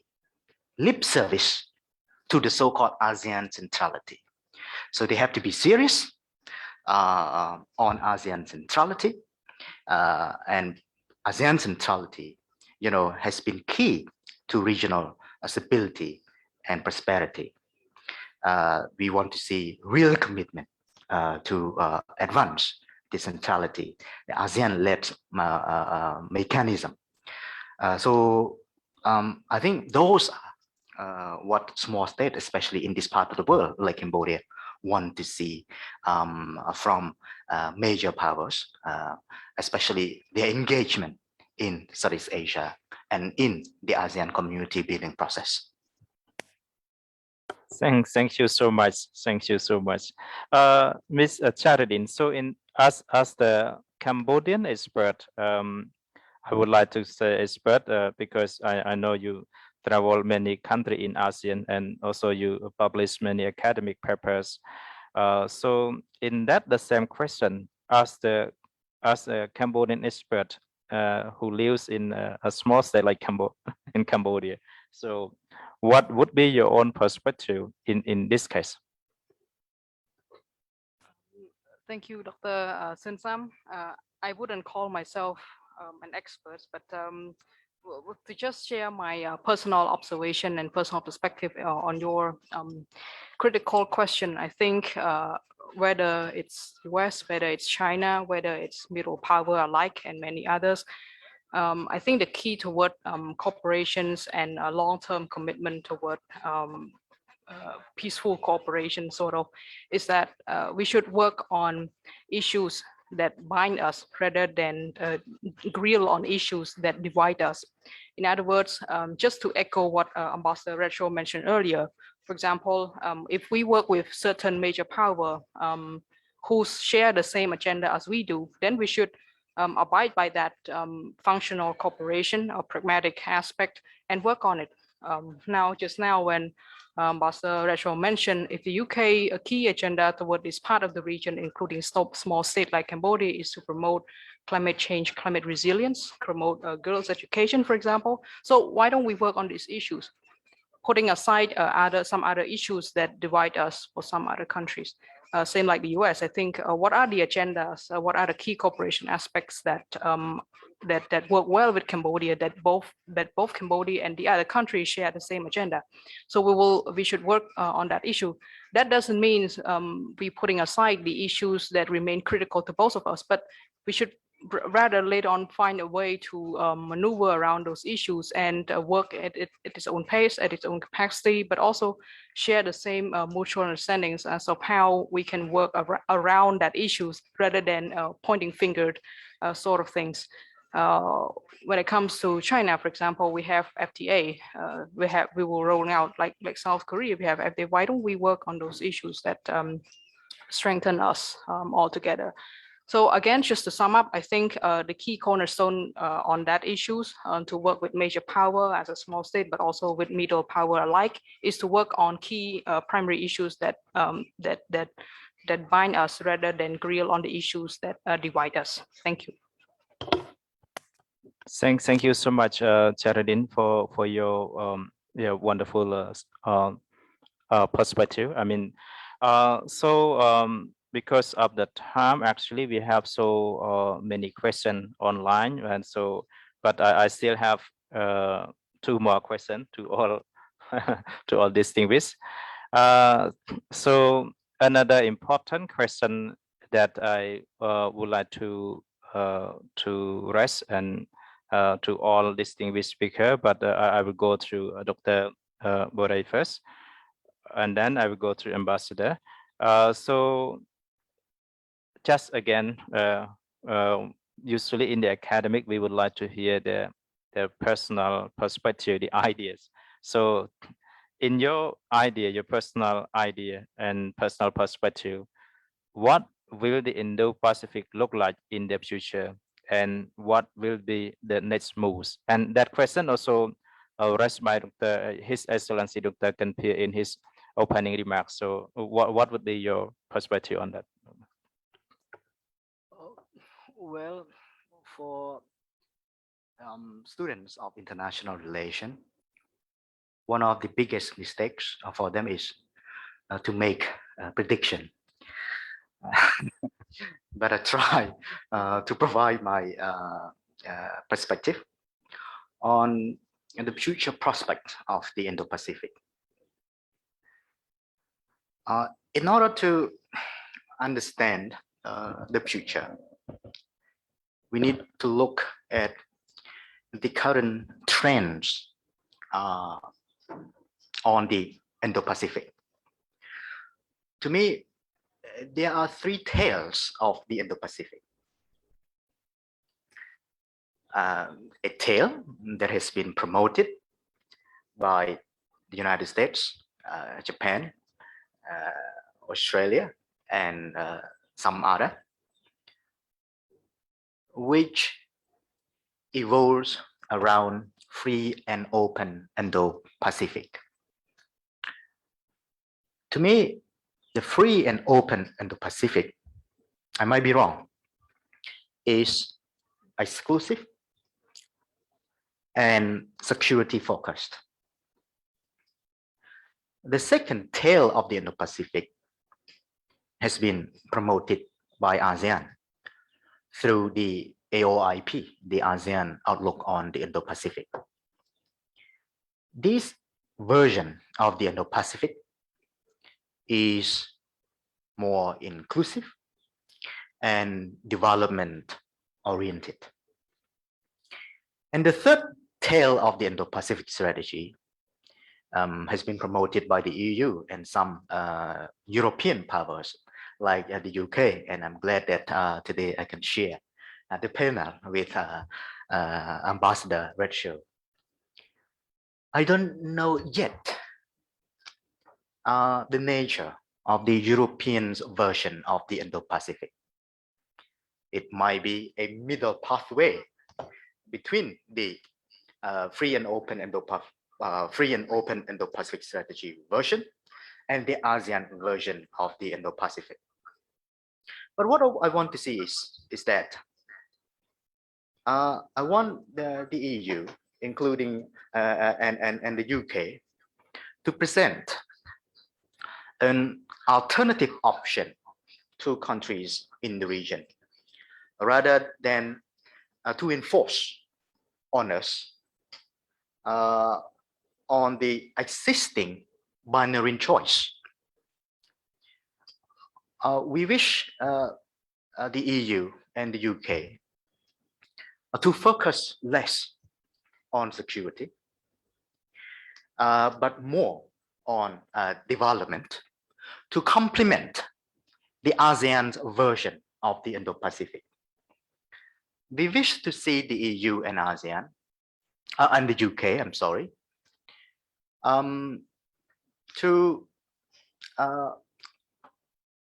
promote an inclusive regional cooperation rather than reinforce exclusive initiative in the region, which are not for regional peace, stability, and prosperity. And we also wish the EU and the UK to refrain themselves from imposing hard choices on ASEAN, on us in this part of the region, because we want to promote our self-determination, not only in the conduct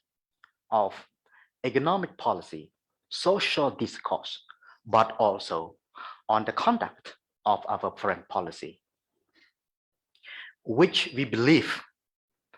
that is important for our security, for our political stability, for our economic prosperity, and above all, for our survival. So those are my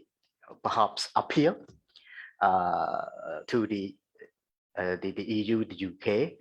to present us another version of Indo-Pacific, which is not inclusive and not solely focused on security and geopolitical dynamics. Thank you so much, Dr. Borai, for your perspective. It is very interesting. We almost run out of time, but we still have many important questions on Zoom. So, Ambassador, can you please just, I mean, because I would like to raise one question from our participant on Zoom, Mao Gui Dung, just want to hear your perspective. Is that let me read the question. I would like to ask, how is the small state diplomacy important to contain the soft power, especially between Cambodia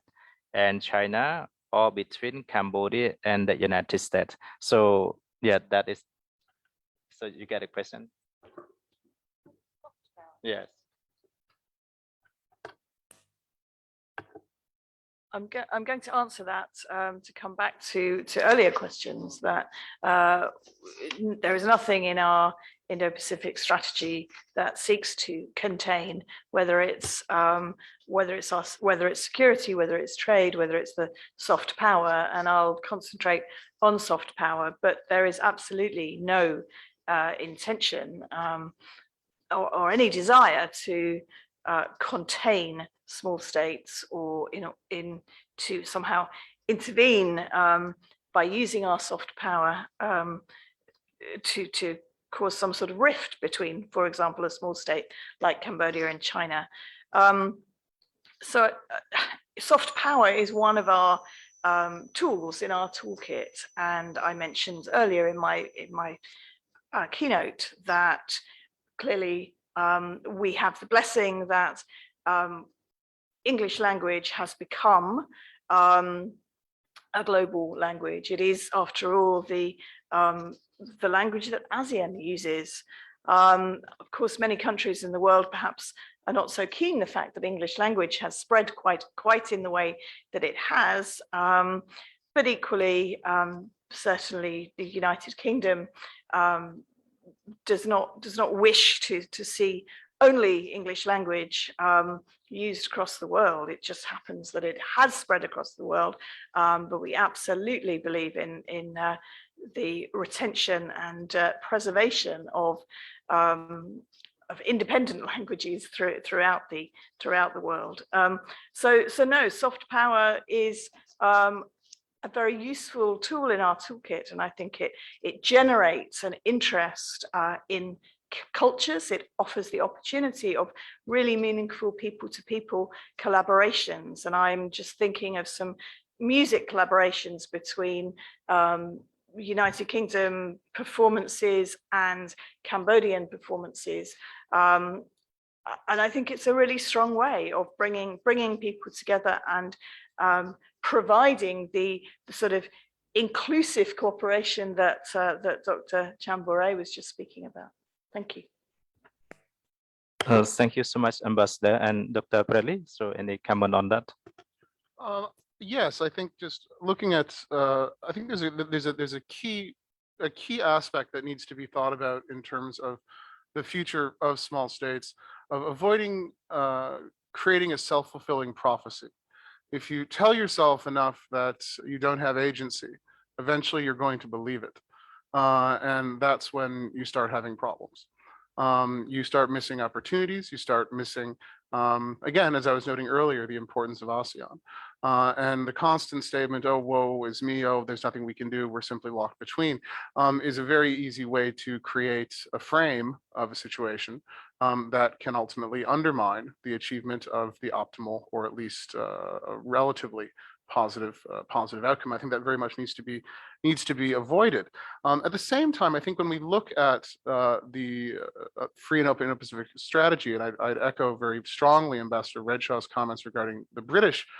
strategy that does not seek to contain anyone, nor I think does the French, nor I think does the German, nor do I think does the American, as these have been expressed in various white papers. Rather, they seek engagement, and they do include. They're not overly weighted towards security. If we read the four main pillars, of one of which is supporting independence, sovereignty, and self-determination for all states, together with significant economic and energy benefits as well, that the FOIP has very strongly engaged those aspects and continues to do. Now, can more be done? Absolutely, and I think we're all waiting to see what more will be done along those lines. But the idea that it's forcing someone to take sides. And remember, the United States was quite early in coming out with, even under the Trump administration, with Secretary of State Pompeo very strongly stating American support for ASEAN centrality. So I think we have to frame FOIP appropriately. And to do that, we need to accept the four pillars of FOIP just as much as we need to understand ASEAN through three pillars, rather than simply through a geopolitical or security framework. Thank you very much. Thank you so much, Dr. Bradley. So now we are running out of time, but I still have one most important question to all distinguished speakers. So my question will go to Geraldine first, and please try to go it in short as we are running out of time. So amid global power rivalry, what would be your suggestion for Cambodia's diplomatic position and behavior to grab opportunities and maximize its national strategic interests? Yeah, please. Thank you, Dr. Sensam. I would just repeat what my response to the earlier question. I think that's still my perspective toward that aspect. I think Cambodia should diversify our approach, but also work with respective partners and friends toward the issues that bind us rather than divide us. So again, that's just the approach which I think will be more beneficial in order to maximize our gain and minimize the security risk involved. Thank you. And then Ambassador, so what would be your perspective? Thank you. I think for me, Cambodia has the ideal opportunity to demonstrate its commitment to all partners, and I think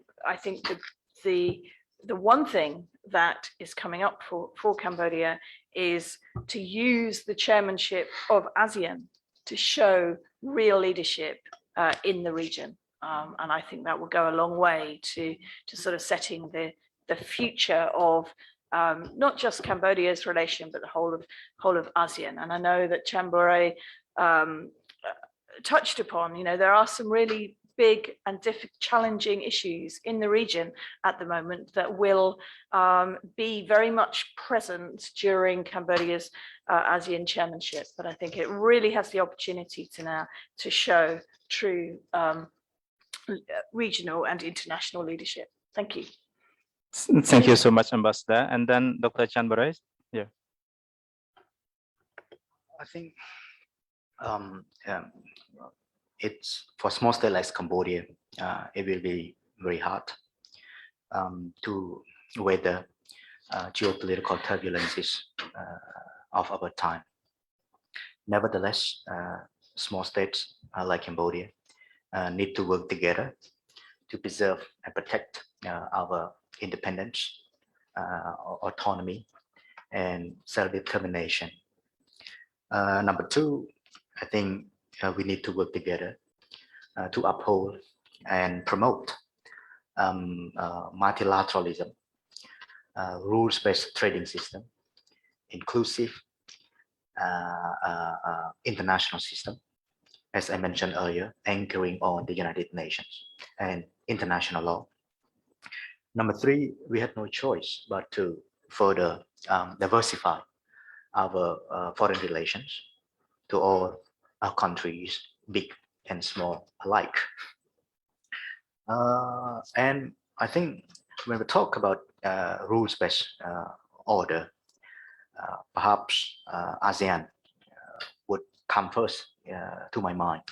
So we need to maintain ASEAN-centric regional order that have provide an important bedrock for regional peace, stability, and prosperity over the last 5 decades or so. And I think on her part, Cambodia will promote and advocate for those agendas as the host and chair of the 13th ASEM meeting later this month, and the next ASEAN chair starting from the 1st of February January next year.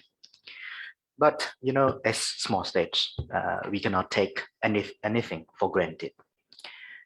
We have to observe the trends of geopolitical dynamics. We have to observe the commitments of major powers to regional peace and stability. They cannot just talk the talk, they need walk to walk as well. Because at the end of the day, humanity should be our ultimate goal. And if we can put humanity first, we might devise a win-win solution to any problem, any challenges, whether they are geopolitics, geoeconomics, or perhaps differences in our political values. Thank you so much, Dr. Chanbare. And Bradley, please, very short, just 1 minute for that. Very short. No, I think the answer comes all the way back to the wisdom of His Majesty the late King Father, King Norodom Sihanouk, and the desire by His Majesty to craft a truly neutral policy that engages all actors. And the wisdom of the King Father can still guide Cambodia today as it takes on the challenges of leadership within ASEAN, and the twin challenges of dealing with the Myanmar crisis in particular, also engaging on simply the broader post-COVID economic realities. And Cambodia has a great opportunity to facilitate and expand out those two other poles beyond geopolitics, the question of economics and economic integration, as well as increased cultural and people-to-people diplomacy and greater integration of ASEAN. And by doing so, Cambodia will not only serve its own interests of maintaining its own sovereignty, self-determination, and independence, going back to the legacy again of the King Father, but also will find itself in a much stronger position, in a much stronger ASEAN in future, able to engage productively with all actors, the United States, China, United Kingdom, Australia, Japan, the EU, everyone. Thank you very much. Thank you so much. I let me continue by one very last question and also need the very short answer to all speaker, because next year Cambodia will be the chair of ASEAN. So at the last after the ASEAN summit that led by Cambodia next year, when you have breakfast in the morning, you have coffee, and then you read the newspapers. What kind of article of the newspaper that you want to see on that day? I'll go to Ambassador first. Okay, that's a challenging question. I think what I would like to read is that Cambodia has very much stepped up to its role as the chair of ASEAN. That together with as the ASEAN bloc, but also with its other dialogue partners and other regional partners, that it is has been able to address the challenge of the Myanmar crisis. After all, Myanmar is one of the members of ASEAN, and that Cambodia has also managed on the economic front to really set the trend for a strong and sustainable recovery from COVID-19. Thank you, Ambassador. But I think the title is, yeah, I mean, I hope that you can read that title. And Dr. Borai, so what title? Very quick response. I wish to see the international community pledge their full commitment to support Cambodia's ASEAN chairmanship in order to realize Cambodia's priorities, key deliverables, as reflected in the theme of ASEAN next year, which is ASEAN ACT. And ACT here stands for addressing challenges together. And I also wish to see the newspaper highlight the fact that the international community shall not reject as Cambodia's ASEAN chairmanship. Thank you. Thank you so much. I hope that you can get that opportunity, Doctor. And Ms. Geraldine, so I think because you experienced that question, so what would be your perspective? I think that will be Cambodia and ASEAN new decade, new challenges. That's it. Okay, thank you. And Dr. Bradley? I think this is a great last question to end on, as I agree with everything that the speakers have said. So being very short, I think the one I would like to see is Cambodia leads ASEAN as COVID finally ends. And I'll leave it there. Okay, thank you so much. Thank you. Thank you so much to all distinguished speakers. I think that our discussion is very interesting, and especially I wish all distinguished speakers get a good opportunity to read the title that you love and that you want. And okay, and so now our discussion come to an end, and I would like to give I would like to give the floor to the MC. Yeah. Okay. Thank you. Thank you very much, Dr. Moderator, and thank you very much, Her Excellency and His Excellency as the speakers here. So before we move on to the next agenda, I would like to invite the panelists here to stand in front and the technical team will help with the shooting, photo shooting.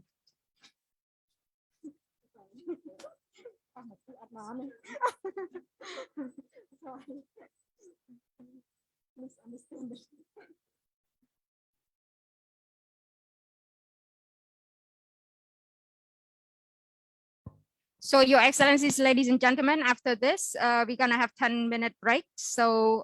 for the participant who join Zoom online, could you please stay tuned and we will be back in the next 10 minutes. Thank you very much.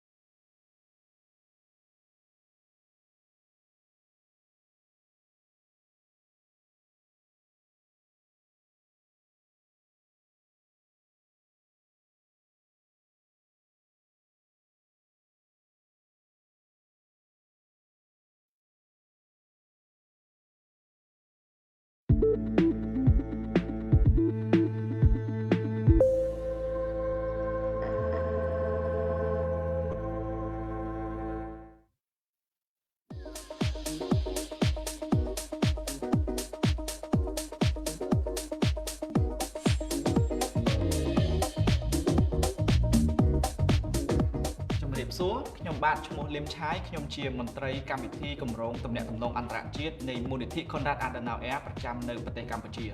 ថ្ងៃនេះខ្ញុំចង់ណែនាំអ្នកទាំងអស់គ្នាអំពីសៀវភៅមួយក្បាលនេះគឺជាសៀវភៅបច្ចុប្បន្នភាពការទូតដែលយើងចេញផ្សាយ2ដងក្នុងមួយឆ្នាំដោយបណ្ដាញក្រុមអ្នកប្រាជ្ញក៏ដូចជាអ្នកជំនាញការបរទេសនៅក្នុងតំបន់គ្របដណ្ដប់ទៅលើប្រធានបទនយោបាយការបរទេសកិច្ចការអនុតំបន់ប្រធានបទទំនាក់ទំនងអន្តរជាតិសេដ្ឋកិច្ចនិងពាណិជ្ជកម្មជាដើមនៅក្នុងសៀវភៅបច្ចុប្បន្នភាពការទូតវគ្គនេះយើងលើកយកមូលបត្រយុទ្ធសាស្ត្រ Indo-Pacific ដែលយើងផ្ដោតលើមាតិកាសំខាន់ៗដូចជាការវិភាគវែកញែកទៅលើភូមិសាស្ត្រនយោបាយនៅក្នុងតំបន់ Indo-Pacific ការផ្ដល់បទសម្ភាសន៍ដោយឯកឧត្តម Christian Berger ដែលជាឯកអគ្គរដ្ឋទូតសាធារណរដ្ឋសហព័ន្ធអាល្លឺម៉ង់ប្រចាំនៅប្រជាណាចក្រកម្ពុជាក៏ដូចជាការផ្ដល់មតិរបស់ឯកឧត្តម Mikami Masahiro ដែលជាឯកអគ្គរដ្ឋទូតជប៉ុនប្រចាំនៅប្រជាណាចក្រកម្ពុជាក៏ដូចជាការចែករំលែកនៅទស្សនវិស័យរបស់សាស្ត្រាចារ្យនិងអ្នកជំនាញការបរទេសជាដើមក្នុងនោះយើងក៏បានលើកឡើងអំពីយុទ្ធសាស្ត្រ Indo-Pacific ដែលស្នើឡើងដោយអតីតប្រធានាធិបតី Donald Trump ដើម្បីការពារឥទ្ធិពលរបស់សហរដ្ឋអាមេរិកក្នុងតំបន់ Indo-Pacific ក្នុងកំឡុងពេលដែលកំពុងតែមានការប្រកួតប្រជែងយុទ្ធសាស្ត្រកាន់តែខ្លាំងឡើងជាមួយនឹងប្រទេសចិនហើយយើងក៏បានលើកឡើងអំពីទស្សនវិស័យរបស់កម្ពុជាចំពោះ Indo-Pacific ចក្ខុវិស័យអាស៊ានស្ដីអំពី Indo-Pacific ដែលហៅកាត់ថា AOIP ក៏ដូចជាទស្សនវិស័យពីក្រមមហាអំណាចនិងអំណាចកណ្ដាលរួមមានសហរដ្ឋអាមេរិកចិនបារាំងអូស្ត្រាលីនិងឥណ្ឌាជាដើម សៀវភៅនេះសម្រាប់ប្រជាជនទូទៅដែលចង់ដឹងអំពីស្ថានភាពភូមិសាស្ត្រនយោបាយជុំវិញពិភពលោកជាពិសេសនៅក្នុងតំបន់ Indo-Pacific ហើយសៀវភៅនេះគឺជាធនធានមួយដ៏សំខាន់សម្រាប់សិស្សានុសិស្សដែលកំពុងតែសិក្សាជំនាញទំនាក់ទំនងអន្តរជាតិអ្នកការទូតអ្នកបង្កើតគោលនយោបាយក៏ដូចជាអ្នកជំនាញការបរទេសជាដើមមិត្តអ្នកអានទាំងអស់ដែលមានចំណាប់អារម្មណ៍អាចចូលទៅកាន់គេហទំព័រផ្លូវការរបស់ CAS Cambodia www.cas.der/cambodia ឬអាចយកជា hard copy នៅការិយាល័យរបស់ CAS Cambodia ផ្ទាល់នៅពេលដែលយើងដាក់បោះពុម្ពផ្សាយជាផ្លូវការសម្រាប់សាធារណជនសូមអរគុណ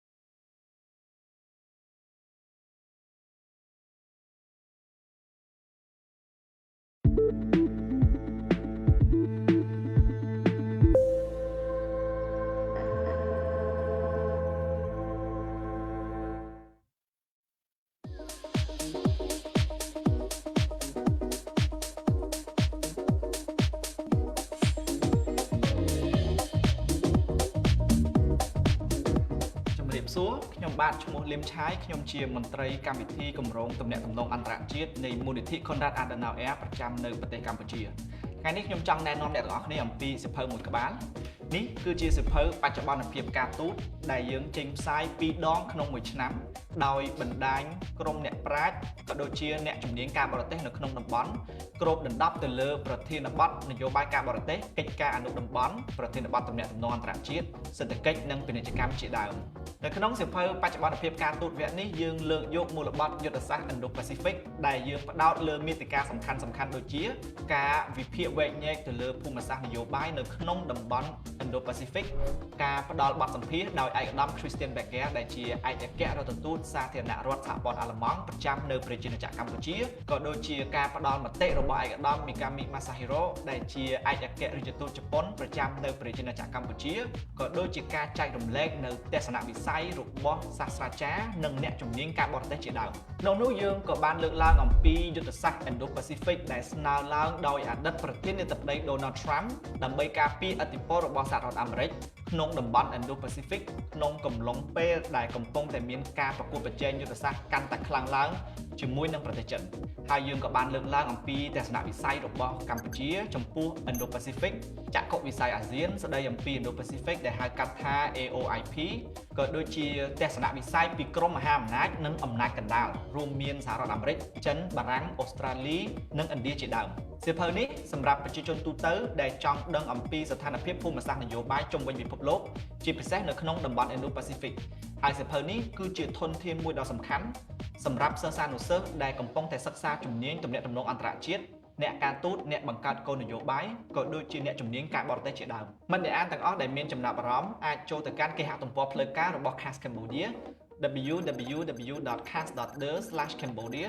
ឬអាចយកជា hard copy នៅការិយាល័យរបស់ CAS Cambodia ផ្ទាល់នៅពេលដែលយើងដាក់បោះពុម្ពផ្សាយជាផ្លូវការសម្រាប់សាធារណជនសូមអរគុណ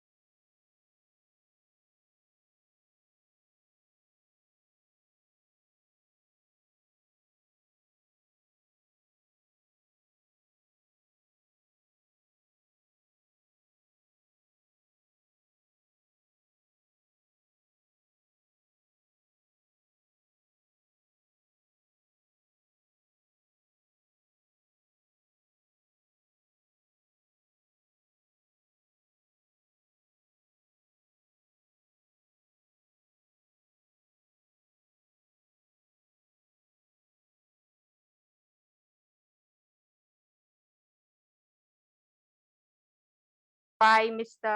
Thonchai Pisat,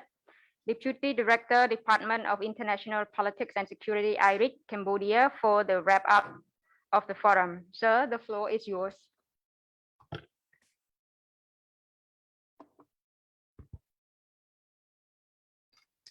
បាទជាបឋមសូមគ្រប់អាយដាមរដ្ឋសភាចាសុកទូចប្រធានរាជរដ្ឋសភាកម្ពុជាជាទីគោរពដ៏ខ្ពង់ខ្ពស់សូមគោរពលោកជំទាវ Tina Rachel ឯកអគ្គរដ្ឋទូតវិសាមញ្ញនិងពេញសមត្ថភាពនៃចក្រភពអង់គ្លេសប្រចាំប្រជាជាតិកម្ពុជាជាទីគោរពសូមគោរពអាយដាមកិនភាប្រធានជាស្ថានទំនាក់ទំនងអន្តរជាតិនៃកម្ពុជានៃរាជរដ្ឋសភាកម្ពុជាសូមគោរពលោកបណ្ឌិតលោក Mauricio Pacello នាយកកម្មវិធីនៃមូលនិធិ Conrad Adenauer ប្រចាំកម្ពុជាវាគ្មិនកិត្តិយសជាទីគោរពរាប់អានអាយដាមលោកជំទាវអស់លោកនិងលោកស្រីជាទីគោរពរាប់អានជាបឋមក្នុងនាមគណៈកម្មការរៀបចំសន្និសីទអន្តរជាតិនាពេលនេះខ្ញុំសូមគោរពថ្លែងអំណរគុណដ៏ជ្រាលជ្រៅចំពោះអាយដាមរដ្ឋសភាចាសុកទូចប្រធានរាជរដ្ឋសភាកម្ពុជាដែលឆ្លៀតឱកាសដ៏មមាញឹកអញ្ជើញជាអធិបតីក្នុងពិធីបិទវេទិកាគោលនយោបាយទំនាក់ទំនងអន្តរជាតិស្ដីពីយុទ្ធសាស្ត្រ Indo-Pacific និងការទូតរបស់រដ្ឋតូចៗដែលរៀបចំឡើងដោយវិទ្យាស្ថានទំនាក់ទំនងអន្តរជាតិកម្ពុជានៃរាជរដ្ឋសភាកម្ពុជាក្រោមកិច្ចសហប្រតិបត្តិការនិងឧបត្ថម្ភថវិកាដោយមូលនិធិ Conrad Adenauer ប្រចាំប្រជាជាតិកម្ពុជានិងសូមថ្លែងអំណរគុណយ៉ាងជ្រាលជ្រៅផងដែរចំពោះគណៈវាគ្មិននិងអ្នកសម្របសម្រួលដែលបានពិភាក្សាស៊ីជម្រៅទៅលើប្រធានបទដ៏មានសារៈសំខាន់និងប្រកបដោយបដិវេទកម្មមួយនេះខ្ញុំសូមបូកសរុបខ្លឹមសារនៃវេទិការបស់យើងមួយព្រឹកនេះដូចតទៅជាបឋមវេទិការបស់យើងនៅព្រឹកនេះបានចាប់ផ្ដើមដោយសន្ទរកថាបើករបស់អាយដាមរដ្ឋកិនភាប្រធានវិទ្យាស្ថានទំនាក់ទំនងអន្តរជាតិនៃកម្ពុជាលោកបានបង្ហាញអំពីសវតានៃយុទ្ធសាស្ត្រ Indo-Pacific ដែលបង្ហាញអំពីអត្ថប្រយោជន៍របស់តួអង្គជាច្រើននៅក្នុងល្បែងយុទ្ធសាស្ត្រមួយនេះនិងជាហេតុធ្វើឲ្យសណ្ដាប់ធ្នាប់នៅក្នុងតំបន់មួយនេះស្ថិតនៅក្នុងភាពតានតឹងលោកក៏បានសង្កត់ធ្ងន់បន្ថែមថាតំបន់ Indo-Pacific កាន់តែមានភាពស្មុគស្មាញនៅពេលមានការប្រកួតប្រជែងដែលបង្ហាញឲ្យឃើញកាន់តែច្បាស់រវាងចិននិងសហរដ្ឋអាមេរិកក្នុងនោះការប្រឈមគ្នារវាងយុទ្ធសាស្ត្រពិនិត្យតាមផ្លូវមួយខ្សែក្បាត់មួយនិងយុទ្ធសាស្ត្រ Indo-Pacific បានក្លាយយុទ្ធសាស្ត្រសំខាន់មួយសម្រាប់មហាអំណាចទាំងពីរក្នុងការប្រកួតប្រជែងគ្នាក្រៅពីនេះលោកក៏បានចាប់អារម្មណ៍ថានៅក្នុងស្ថានភាពដូចមានសប្តាហ៍ថ្ងៃនេះរដ្ឋតូចៗកំពុងប្រឈមនឹងស្ថានភាពការជ្រើសរើសយកម្ខាងដែលជាជំរើសតែពួកគេមិនចង់ធ្វើនោះទេជាបញ្ចប់លោកបានបន្ថែមនៅសុភាសិតដ៏មានអត្ថន័យមួយឃ្លាថាពេលដំរីប្រយុទ្ធគ្នាមានតែស្រមោលស្រអាទេតែស្លាប់បន្តមកលោកជំទាវ Tina Rachel ឯកអគ្គរដ្ឋទូតវិសាមញ្ញនិងពេញសមត្ថភាពនៃចក្រភពអង់គ្លេសប្រចាំប្រជាជាតិកម្ពុជាបានថ្លែងសន្ទរកថាគន្លឹះស្ដីពីគោលនយោបាយ Global Britain នៅអាស៊ីអាគ្នេយ៍ការត្រួតពិនិត្យរួមលើបញ្ហាសន្តិសុខការការពារជាតិការអភិវឌ្ឍនិងគោលនយោបាយការបរទេសលោកជំទាវបានលើកឡើងថាតំបន់ Indo-Pacific ជាតំបន់សំខាន់សម្រាប់ចក្រភពអង់គ្លេសហើយវាមិនមែនជារឿងថ្មីទេសម្រាប់ប្រទេសមួយនេះចក្រភពអង់គ្លេសមានបំណងធ្វើទំនាក់ទំនងនិងធ្វើឲ្យតំបន់នេះឲ្យមានកាន់តែមានភាពជិតស្និទ្ធដោយផ្ដោតទៅលើចំណុច3សំខាន់ទី1សេដ្ឋកិច្ចលោកស្រីបានលើកឡើងថានៅតំបន់ Indo-Pacific ជាតំបន់ដែលមានទំហំសេដ្ឋកិច្ចធំនិងមានភាពចម្រីកចម្រើនយ៉ាងឆាប់រហ័សចក្រភពអង់គ្លេសបានធ្វើឲ្យមានកិច្ចព្រមព្រៀងពាណិជ្ជកម្មថ្មីៗការលើកកម្ពស់ភាពជាដៃគូសន្ទនានិងស៊ីជម្រៅជាច្រើនទី2សន្តិសុខ Indo-Pacific ស្ថិតក្នុងតំបន់មានការប្រកួតប្រជែងនិងប្រកបដោយបញ្ហាផ្សេងៗជាច្រើនចក្រភពអង់គ្លេសនៅក្នុងនេះចក្រភពអង់គ្លេសបានការពារឲ្យមានសំទោសការធ្វើនាវាចរសេរីនៅក្នុងតំបន់ Indo-Pacific យើងបានធ្វើកិច្ចការជាច្រើនជាមួយដៃគូក្នុងតំបន់ហើយនឹងបន្តធ្វើទៅទៀតនិងទី3គឺគុណតម្លៃយើងត្រូវការពង្រីកនិងធ្វើឲ្យស៊ីជម្រៅភាពជាដៃគូរបស់យើងដើម្បីលើកកម្ពស់សង្គមបើចំហនិងលើកដំកើងច្បាប់និងវិធានអន្តរជាតិដែលទ្រទ្រង់ពាណិជ្ជកម្មសេរីសន្តិសុខនិងស្ថិរភាពមុននឹងចូលដល់កិច្ចពិភាក្សាវេទិការបស់យើងក៏មានការផ្សព្វផ្សាយអំពីសមិទ្ធផលដ៏សំខាន់មួយគឺបទបត្តិបច្ចុប្បន្នភាពការទូតបាប់ចេញផ្សាយលេខ3ចំណងជើង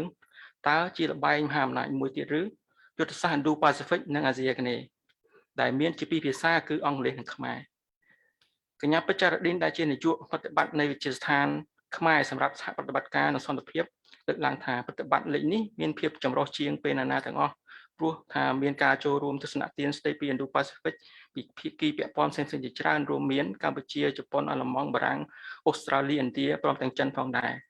ហើយលោក Mauricio Pastelo ដែលជានាយកកម្មវិធីនៃមូលនិធិ Konrad Adenauer ប្រចាំកម្ពុជា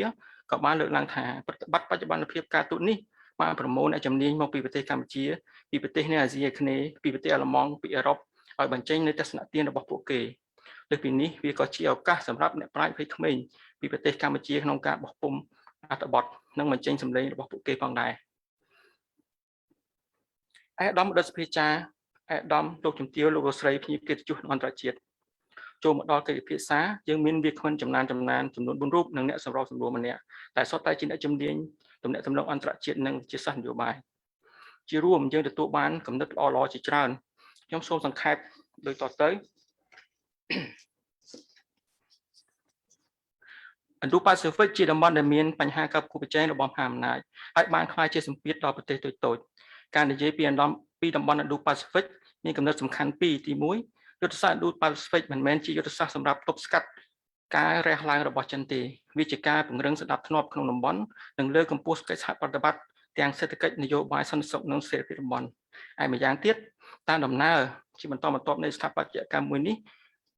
វាបានបង្ហាញឲ្យឃើញថា Indo-Pacific ឆ្លុះបញ្ចាំងឃើញពីការទប់ទល់ដោយខ្លួនវាផ្ទាល់ដោយឡែកនៅក្នុងស្ថានភាពបែបនេះប្រទេសតូចៗត្រូវតែមានទស្សនវិស័យយុទ្ធសាស្ត្រផ្ទាល់ខ្លួនប៉ុន្តែត្រូវដើរតាមវិធីរក្សាសុវត្ថិភាពដោយពួកគេមិនចង់បន្ថយបន្ថែមទេរដ្ឋតូចៗត្រូវតែពង្រឹងសម្ព័ន្ធភាព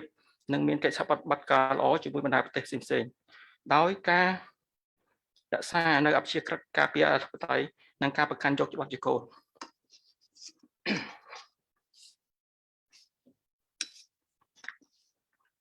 ដំណើរស្ពីចាឯកឧត្តមលោកជំទាវលោកស្រីភ្ញៀវកិត្តិយសនិងអន្តរជាតិ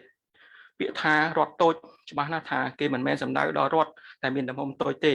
គឺសំដៅដល់រដ្ឋអភិវឌ្ឍតិចតួចរដ្ឋកំពុងអភិវឌ្ឍពោលជារដ្ឋដែលនៅត្រូវការខ្យល់ដកដង្ហើមនៃអំណាចនយោបាយសេដ្ឋកិច្ចនិងជំនួយរបស់ប្រទេសមហាអំណាចឬប្រទេសអភិវឌ្ឍក្នុងន័យនេះរដ្ឋតូចៗទាំងនេះចង់មិនចង់និន្នាការនយោបាយរបស់ខ្លួនឬការធ្វើសមាហរណកម្មរបស់ខ្លួនចូលក្នុងអ្វីមួយពួកគេប្រកាសជាផ្អែកលើផលប្រយោជន៍ឬសក្តានុពលដែលអាចយកអភិវឌ្ឍប្រទេសរបស់ខ្លួនឲ្យអាចរស់រាននិងអភិវឌ្ឍបានជាមិនខានដូច្នេះការនិយាយអំពីចំហនយោបាយចំហការទូតមិនមែនតែទៅរដ្ឋតូចៗស្ទើរតែគ្មានជំរើសឬសេចក្តីសម្រេចអ្វីជាដុំកំភួននោះទេព្រោះជំរើសឬសេចក្តីសម្រេចរបស់ពួកគេមានលក្ខណៈជាបរានុមាត្រមានន័យថាគឺត្រូវរងសម្ពាធពីរដ្ឋធំបទពិសោធន៍បែបនេះកម្ពុជាធ្លាប់ឆ្លងកាត់ហើយខ្ញុំជឿថាកម្ពុជាមិនចង់ឆ្លងកាត់វាម្ដងទៀតនោះទេ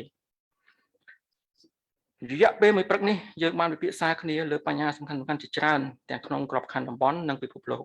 ទោះជាពិភពលោកយើងកាន់តែប្រែមុខមាត់ទៅរកភាពរីកចម្រើនក៏ដោយក៏បញ្ហាប្រឈមជាច្រើននៅតែកើតមានហើយយើងមិនទាន់អាចរក្សាបាននូវស្ថិរភាពនយោបាយសន្តិសុខនិងសន្តិភាពទាំងស្រុងនៅឡើយទេដូច្នេះយើងជាអ្នកវិទ្យាសាស្ត្រជាអ្នកស្រាវជ្រាវអ្នកសិក្សានិងបន្តការសិក្សាស្រាវជ្រាវនិងវិភាសាបញ្ហាដ៏មានសារៈសំខាន់និងមានភាពរស័ព្ទទាំងនេះជាបន្តទៅទៀតជាទីបញ្ចប់ខ្ញុំសូមគោរពជូនពរឯកឧត្តមរដ្ឋស្វាចារ្យឯកឧត្តមលោកជំទាវអស់លោកស្រីញាតិកិត្តិយសជាតិនិងអន្តរជាតិទាំងអស់បានប្រកបដោយពុទ្ធពរទាំង4ប្រការគឺអាយុវណ្ណៈសុខៈពលៈនិងបដិភិណៈកុំបីឃ្លៀងឃ្លាតសូមអរគុណ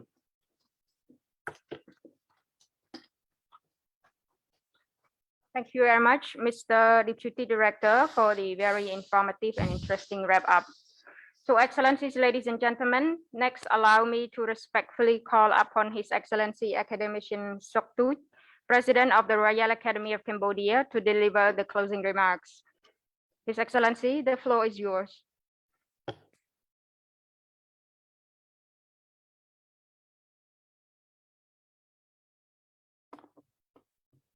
ជាបឋមខ្ញុំសូមក្រាបថ្វាយបង្គំព្រះធេរាធិរៈគ្រប់ព្រះអង្គជាទីគោរពជាទីសក្ការៈ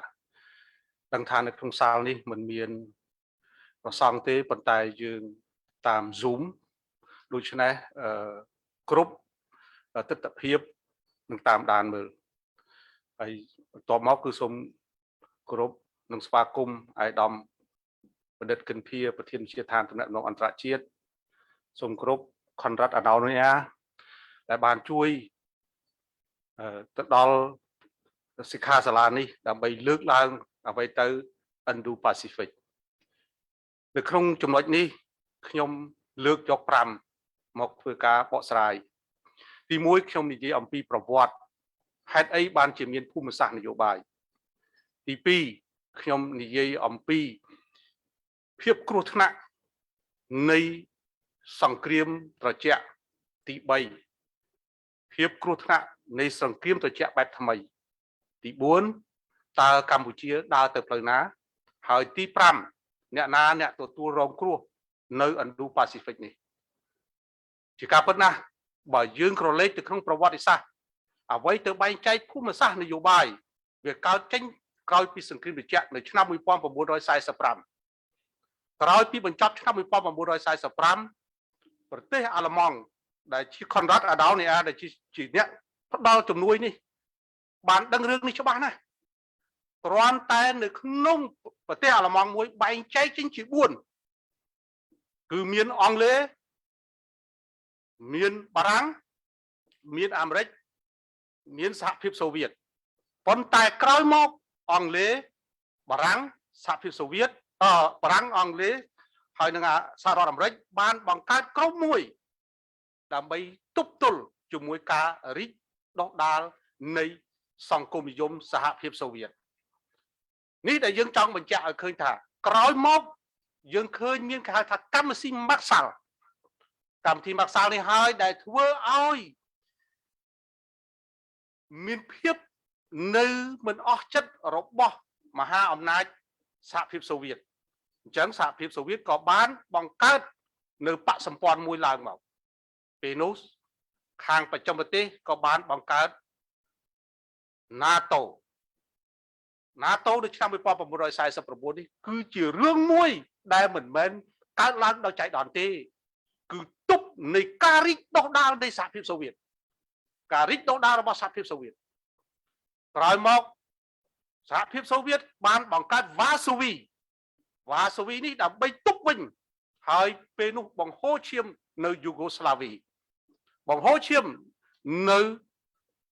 បានដឹងច្បាស់ហើយឥឡូវបែងចែកជា2ហើយប្រទេសហ្នឹងពីដើមកាឆេកូស្លូវ៉ាគីហ្នឹងឥឡូវស្លាវែលឆេកពីដើមតែមួយទេគឺ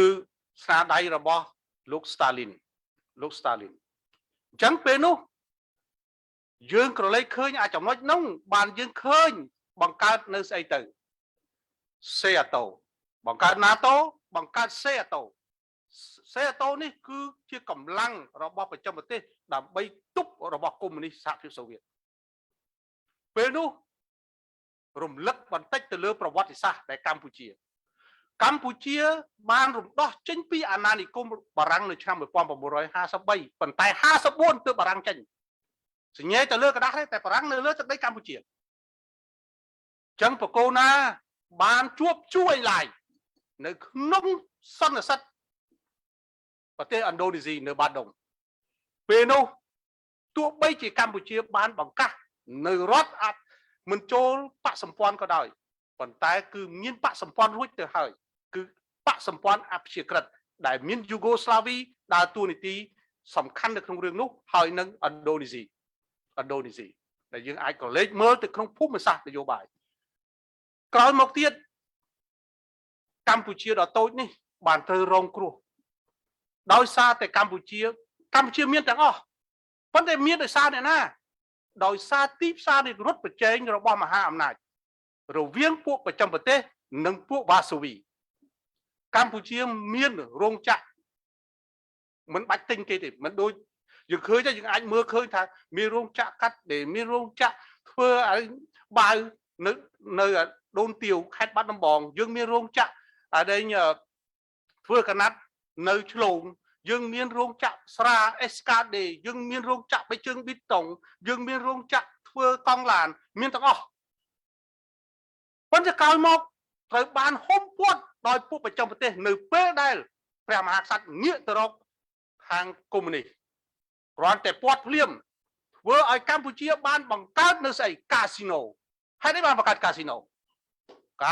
ដើម្បីយកប្រាក់ខែមកបើកឲ្យមន្ត្រីរាជការនេះដែលយើងចង់ឃើញទស្សនវិជ្ជាទាំងអស់នឹងអញ្ចឹងកើតនៅណាខ្លះនៅគ្រីរ៉ុំនៅកម្ពុជាណានេះគឺកាស៊ីណូទេមិនមែនអូតែលទេកាស៊ីណូ ប្រវត្តិសាស្ត្រទៅទទួលយកការពិតគ្រីរំបូកូអញ្ចឹងកន្លែងហ្នឹងកម្ពុជាបានក្រោយមកទប់ទល់មិនបានគេហៅថារដ្ឋប្រហាររដ្ឋធម្មនុញ្ញបានកើតឡើងនៅឆ្នាំ 1970 ពេលនោះប្រកូលណាបានពេលនោះប្រកូលណានៅប្រទេសបារាំងអញ្ចឹងនៅฝ่ายជីវៈខ្ញុំមិនបានតាមដានដោយសារជាប់ផ្លូវប្រកូលណានៅប្រទេសបារាំងឲ្យវិលត្រឡប់មកវិញបារាំងក៏អត់ទទួលស្គាល់ទៅអាមេរិកអត់ទទួលស្គាល់ទៅសហភាពសូវៀតបានបញ្ជូនសម័យនោះសម័យគ្រូឆុកបានបញ្ជូនប្រកូលណាអត់ទទួលស្គាល់បានធ្វើយាងទៅប្រទេសចិនពេលនោះចិនក៏ទទួលប្រកូលណាហើយក៏ប្រកូលណាបង្កាសឲ្យប្រជាជនកម្ពុជារត់ចូលព្រៃម៉ាគីដើម្បីរំដោះមកបានរបបកម្ពុជាប្រជាធិបតេយ្យបង្ហូរឈាមនេះខ្ញុំគ្រាន់តែរំលឹកប្រវត្តិសាស្ត្របន្តិចដើម្បីឲ្យអ្នកនយោបាយដឹងកំជាន់អ្វីដែលជាដានចាស់ហៀបប្រកួតប្រជែងមហាអំណាចគឺជាបញ្ហាគ្រោះថ្នាក់របស់ប្រទេសដែលតូចតាចហើយក៏ជាបញ្ហាគ្រោះថ្នាក់សម្រាប់អ្នកនយោបាយដែលល្ងឹតល្ងងដែលមិនបានអានប្រវត្តិសាស្ត្រអាហ្នឹងយើងចង់និយាយឲ្យបានការពិតដែលជាកូនអុករបស់មហាអំណាចនេះខ្ញុំចង់គាត់បញ្ជាក់កន្លែងហ្នឹងដើម្បីឲ្យឃើញទស្សនវិជ្ជាស្អីដែលកម្ពុជាបានឆ្លងកាត់មិនមែនជារឿងធម្មតាទេពាក្យប្រជាធិបតេយ្យពាក្យសិទ្ធិមនុស្សវាមានរួចទៅហើយប៉ុន្តែអ្នកណាដែលចេញពីអាហ្គានីស្ថានមិនគិតពីការបង្ហូរឈាមនៅអាហ្គានីស្ថានផងហើយមិនគិតពីឃើញខ្មែរងាប់1.9 លានផងនៅក្នុងសម័យខ្មែរក្រហមតើពេលនោះមានទេប្រជាធិបតេយ្យពេលនោះមានទេសិទ្ធិមនុស្សប៉ុន្តែបើអីនៅអង្គការសហប្រជាជាតិខ្មែរក្រហមនៅកាន់ដដែលទាំងអស់នេះដែលជាការឈឺចាប់ប្រវត្តិសាស្ត្រទាំងអស់នេះដែលខ្មែរត្រូវចាំពិសេសគឺអាស៊ានចំណុចទី3បង្កើតអាស៊ាននៅឆ្នាំ 1967 ខ្ញុំច្រើនតែនេះដោយសារតែនេះសួរថាអាស៊ានកាត់មកដើម្បីអីមករហូតដល់ថ្ងៃនេះអាស៊ានមាន10ប្រទេសអាស៊ានបងធំផ្សេងគ្នាអាស៊ានមានតែពាក្យរួមមួយទេគឺអាស៊ានជោគវាសនាតែមួយតែការពិតអាស៊ានគ្មានអីរួមទេគ្រប់គ្រងប្រទេសក៏ខុសគ្នារបបនយោបាយក៏ខុសគ្នាមេបងធំក៏ខុសគ្នាខុសពី EU គេមានបងធំប៉ុន្តែសោកស្ដាយលោកជំទាវអគ្គរដ្ឋទូតរបស់អង់គ្លេសបានអញ្ជើញចេញកុំអីខ្ញុំនឹងសាកសួរគាត់ប្រេសិតចេញពីសហគមន៍អឺរ៉ុបឥឡូវនេះបងធំគឺមានតែបារាំងនិងអាល្លឺម៉ង់បារាំងនិងអាល្លឺម៉ង់ប៉ុន្តែស្អីដែលជាបញ្ហានៅក្នុងភូមិសាស្ត្រនយោបាយភូមិសាស្ត្រនយោបាយគឺជារឿងសំខាន់នៅក្នុងសហគមន៍អឺរ៉ុបបានចាប់ដៃជាមួយនឹងបណ្ដាប្រទេសនៅក្នុងតំបន់អាស៊ីប៉ាស៊ីហ្វិកក៏ដូចគ្នាដែរទោះបីជាអឺរ៉ុបនៅដាច់ក៏ដោយប៉ុន្តែកម្លាំងសេដ្ឋកិច្ចរបស់អឺរ៉ុបខ្លាំងណាស់ប៉ុន្តែផ្ទុយទៅវិញនៅពេលលោកប្រធានាធិបតីដូណាល់ត្រាំគាត់ឡើងមកគាត់ភ្លេចទ្រឹស្ដីរបស់ Gorbachev គាត់ថាម៉េចសហភាពសូវៀតក្រដោយសារតែសហភាពសូវៀតជួយបណ្ដាប្រទេសនៃកុម្មុយនីសមានប៊ុលហ្គារី ហុងហ្គារី រូម៉ានី ឆេកូស្លូវ៉ាគីហើយនឹងកាសាស្តង់ អ៊ូស្ប៊េគីស្តង់ គីរហ្គីស្តង់ទាំងអស់ហ្នឹងជួយធ្វើឲ្យសហភាពសូវៀតក្រអញ្ចឹងរុស្ស៊ីដៃចេញដល់បែកចេញឆ្នាំ 1991 ត្រូវបានធ្លាក់ចប់អញ្ចឹងបៀកណាំងត្រូវបានរបើកខ្ទេចរបបកុម្មុយនីសបែបសហភាពសូវៀតត្រូវរលាយដោយសារគិតតែរុស្ស៊ីតែមួយអញ្ចឹងដូណាល់ត្រាំគាត់គិតចឹងដែរគាត់ថាអាមេរិកក្រដោយសារសហរដ្ឋអាមេរិកជួយបណ្ដាប្រទេសទាំងអស់នៅក្នុងតំបន់អញ្ចឹងអាមេរិកដកចេញពីទោះបីជានៅក្នុង NATO ក៏ដោយអាមេរិកនៅក្នុងសហគមន៍អឺរ៉ុបក៏ដោយប៉ុន្តែអាមេរិកបានដកខ្លួនចេញអង់គ្លេសបានចេញទៀតធ្វើអឺរ៉ុបកាន់តែខ្សោយរហូតចុងក្រោយបានទោះបីជាโจ Biden គាត់ឡើងមកក៏ដោយប៉ុន្តែโจ Biden ក៏នៅតែបង្កាន់មួយបំបែកអឺរ៉ុបប៉ុន្តែឥឡូវនេះឃើញនយោបាយការបរទេសកំពុងតែ ឈានចូលទៅក្តោបយកមកវិញប៉ុន្តែវាហាក់ដូចជាលំបាកណាស់ of course ស្អីទៅ of course រឿងស្អីដែលកើតបើមានអាស៊ីប៉ាស៊ីហ្វិកវាមាន NATO វាមានអាស៊ានហើយទៅចេញ of course អីមកទៀតគឺបាត់ទំនុកចិត្តនៅក្នុងសហគមន៍អឺរ៉ុបអង់គ្លេសដើរចេញពីអឺរ៉ុបបើឲ្យលុយទៅប្រាំងកាន់តែមានចឹងអូស្ត្រាលីទៅចាប់ជាមួយសហរដ្ឋអាមេរិកជាមួយនឹងអង់គ្លេសមករុញកម្ពុជារឿងស្អីរឿងសំណង់នៅសមុទ្ររៀមខ្ញុំបានជម្រាបជូនទៅអគ្គរដ្ឋទូតរួចហើយថាអាមេរិក zoom បាញ់មេទាហានអ៊ីរ៉ង់បានរឿងស្អីមិន zoom នៅក្នុងអាដែងកន្លែងនឹងថាមានតបចិនដែរឬទេព្រោះកម្ពុជាបានបង្កាន់នៅគោលជំហរមួយគឺគោលជំហរអព្យាក្រឹតមិនចូលបកសម្ព័ន្ធទាំងអស់ហ្នឹងបង្ហាញអំពីទស្សនវិជ្ជាកម្ពុជាមិនចង់ឲ្យមានវត្តមានបរទេសទេអញ្ចឹងយើងឃើញមកអញ្ចឹង Indo-Pacific យើងនៅចន្លោះរវាងឥណ្ឌាជប៉ុនកូរ៉េខាងត្បូងប៉ុន្តែអ្នកដែលរួមគ្រោះថ្នាក់ជាងគេបំផុតគឺឥណ្ឌូនេស៊ីនិងកម្ពុជាយើងដឹងហើយឥណ្ឌូនេស៊ីសម្បូរទៅដោយកោះរាប់ម៉ឺនកោះ 17000 កោះដែលជាបញ្ហាគ្រោះថ្នាក់នៅក្នុងតំបន់នេះប៉ុន្តែអ្នកដែលសំងំឈឹងហើយចាំតែគ្រីបខ្ញុំបាននិយាយកាលពី2ឆ្នាំមុន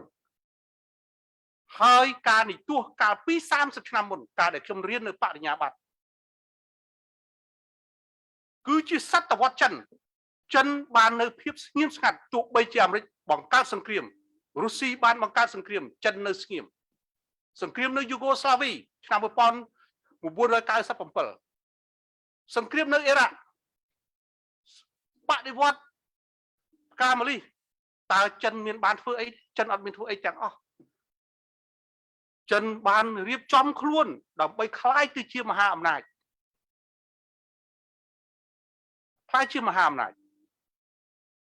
ពេលនេះយើងឃើញថាការរត់ប្រណាំងបែបថ្មីបានយកភូមិសាស្ត្រនយោបាយមកប្រើប្រាស់ជាមួយអី Indo-Pacific ចុះមិននឹកឃើញទៅ NATO សេតូមិនក៏មិននឹកទៅអាស៊ានទៅបង្កើតស្អីថ្មីទៀតហើយរហូតដល់បង្កើតថ្មីមួយទៀតគឺ AUKUS វាជារឿងចម្លែកអញ្ចឹងខ្មែរអ្នកនយោបាយខ្មែរត្រូវតោងត្រូវដឹងត្រូវយល់ត្រូវឲ្យដឹងច្បាស់អ្នកដែលហូរឈាមអ្នកដែលសក់ទឹកភ្នែកអ្នកដែលប្រត់ប្រាស់គឺយើងដកពីអាហ្គានីស្ថានប្រជាជនអាហ្គានីស្ថានជាអ្នកហូរឈាមជាអ្នកសក់ទឹកភ្នែករដ្ឋការនៅឆ្នាំ1975រដ្ឋការឆ្នាំ1979អ្នកណាដែលសក់ទឹកភ្នែកកម្ពុជាប្រជាជនកម្ពុជាខ្ញុំតែងតែនិយាយម្ដងហើយម្ដងទៀតវ័យកំពុងតែរៀនបែកជាការកំភ្លើងគ្មានអ្នកណាជឿអាយុ12ឆ្នាំកាន់កំភ្លើងស្វ័យបត់អាការស្វ័យបត់ដើម្បីធ្វើសង្គ្រាមទេដូច្នេះបរិបទនេះយើងត្រូវតែយល់យើងត្រូវតែដឹងទាំងអស់គ្នាសូមឲ្យអ្នកនយោបាយហើយមហាអំណាចគួរតែគិតស្អីដែលធំនៅលើពិភពលោកនេះចំណុចទី4ស្អីដែលធំនៅលើពិភពលោកនេះដែលគ្មានមហាអំណាចណាមួយអាចទប់បានទេបើសិនជាយើងមិនរួមគ្នាស្អីទៅ3ទី1បរិស្ថានកំពុងតែមានវិបត្តិធ្ងន់ណាស់ធ្វើឲ្យអាកាសធាតុប្រែប្រួលការប្រើប្រាស់ធម្មពលហុសដូចជាធ្យូងថ្មដែលធ្វើឲ្យឧស្ម័នផ្ទះកញ្ចក់កាត់នៃកម្លាំងពន្លឺព្រះអាទិត្យមកផែនដីធ្វើឲ្យមានការរលាយទឹកកកនៅក្នុងតំបន់ Pacific អ្នកណាដែលជាអ្នកគ្រោះថ្នាក់ Indo-Pacific ជប៉ុនកូរ៉េឥណ្ឌូនេស៊ីម៉ាឡេស៊ីគឺជាតំបន់កោះនេះគឺជាបញ្ហាគ្រោះថ្នាក់នៅក្នុងផ្នែកបរិស្ថានដែលយើងត្រូវចងចាំទី2 COVID កើតឡើងអាមេរិកជាអ្នកគ្រោះថ្នាក់ច្រើនជាងគេឥណ្ឌាជាអ្នកគ្រោះថ្នាក់ច្រើនជាងគេសុទ្ធតែមហាអំណាចរុស្ស៊ីសពថ្ងៃកំពុងតែមានបញ្ហាចិន ក៏បញ្ហាតើមហាអំណាចអាចផ្ទុកនុយក្លេអ៊ែរបានអាចបាញ់នុយក្លេអ៊ែរបានប៉ុន្តែអត់អាចបាញ់កូវីដបាននេះដែលជាបញ្ហាគ្រោះថ្នាក់ដែលមហាអំណាចត្រូវគិតមិនមែនទាន់គិតភូមិសាស្ត្រនយោបាយទេដើម្បីតែ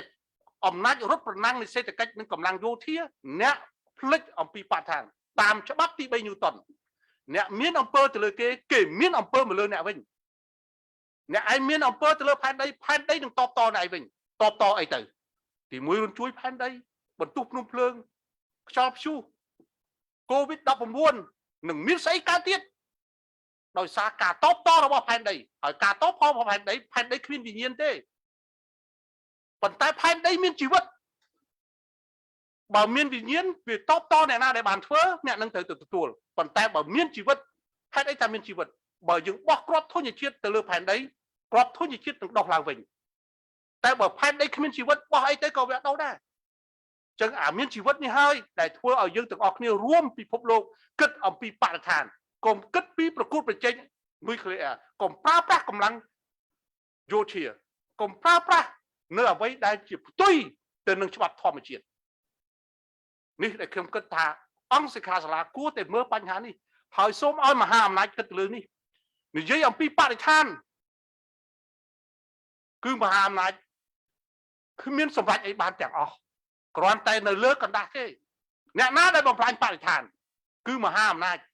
ចិនអាមេរិករុស្ស៊ីដែលអ្នកបំផ្លាញបរិស្ថានច្រើនជាងគេសារអាវុធនុយក្លេអ៊ែរសារអាវុធគីមីទាំងអស់នេះគឺជាបញ្ហាធំណាស់ដែលយើងត្រូវគិតទាំងអស់គ្នាអញ្ចឹងខ្ញុំគ្រាន់តែផ្ដល់នឹងជាចំណុចមួយដែលឲ្យខ្មែរអ្នកនយោបាយកុំយករឿងស្អីដែលប្រជាធិបតេយ្យដែលសិទ្ធិមនុស្សដែរវាអាស្រ័យទៅលើបរិបទបើរស់អីហូបគ្មានសន្តិភាពកុំនិយាយពីប្រជាធិបតេយ្យឡើងតយន្តហោះឡើងមិនតាន់ផងស្ពាយទាំងកំភ្លើងស្ពាយទាំងអានេះកូនចៅយើងមិនឃើញ